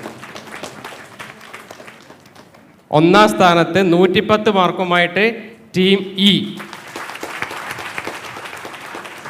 എൻ്റെ പേര് ശബരിനാഥ് VS, ആലപ്പുഴ സ്വദേശിയാണ്. തിരുവനന്തപുരം യൂണിവേഴ്സിറ്റി കോളേജിൽ PG പൊളിറ്റിക്കൽ സയൻസ് 2ാം വർഷ വിദ്യാർത്ഥിയാണ്. കഴിഞ്ഞ വർഷം ആദ്യമായി ഇവിടെ KLIBF പ്രോഗ്രാം ഓർഗനൈസ് ചെയ്തപ്പോൾ ഈ മത്സരത്തിൽ ഒന്നാമത്തെ ഞങ്ങളുടെ ടീമിന് ഞങ്ങൾ രണ്ടുപേരും തന്നെയായിരുന്നു കഴിഞ്ഞ വർഷം കോളേജിനെ റെപ്രസെൻ്റ് ചെയ്തത്. അന്ന് സാധിച്ചിരുന്നു. അത് വീണ്ടും ആവർത്തിക്കാൻ കഴിഞ്ഞതിൽ സന്തോഷമുണ്ട്. പ്രത്യേകിച്ച് ഞങ്ങൾ ഫൈനൽ ഇയർ സ്റ്റുഡൻസാണ്, ഞങ്ങളുടെ അവസാന അവസരമാണ്. അപ്പോൾ എന്തായാലും നല്ലൊരു മത്സരമായിരുന്നു, നല്ല ചോദ്യങ്ങളായിരുന്നു. ചോദ്യങ്ങളെല്ലാം തന്നെ നല്ല നിലവാരം പുലർത്തി. താങ്ക്സ്. എൻ്റെ പേര് ഹരികൃഷ്ണൻ. ഞാനും യൂണിവേഴ്സിറ്റി കോളേജ് 2ാം വർഷ PG പൊളിറ്റിക്കൽ സയൻസ് വിദ്യാർത്ഥിയാണ്. തിരുവനന്തപുരം ജില്ലയിലെ നെയ്യാറ്റിൻകരയാണ് സ്വദേശം. Team F. നമസ്കാരം, എൻ്റെ പേര് ശ്രേയ ജം മാത്യു, കോട്ടയം സ്വദേശിയാണ്. ഞാൻ Poojappura LBS institute of technology 3ാം Varsha BTech വിദ്യാർത്ഥിയാണ്. നമസ്കാരം, എൻ്റെ പേര് സാനിയ ജം മാത്യു. ഞാൻ കോട്ടയം പാലായിൽ നിന്നാണ് വരുന്നത്. ഞാൻ 2ാം വർഷ BTech വിദ്യാർത്ഥിയാണ്. Thank you. അപ്പോൾ 3ാം സ്ഥാനത്ത് എത്തിയിരിക്കുന്നത് ടീം സി ആണ്. അവരെ തന്നെ സ്വയം പരിചയപ്പെടുത്തും.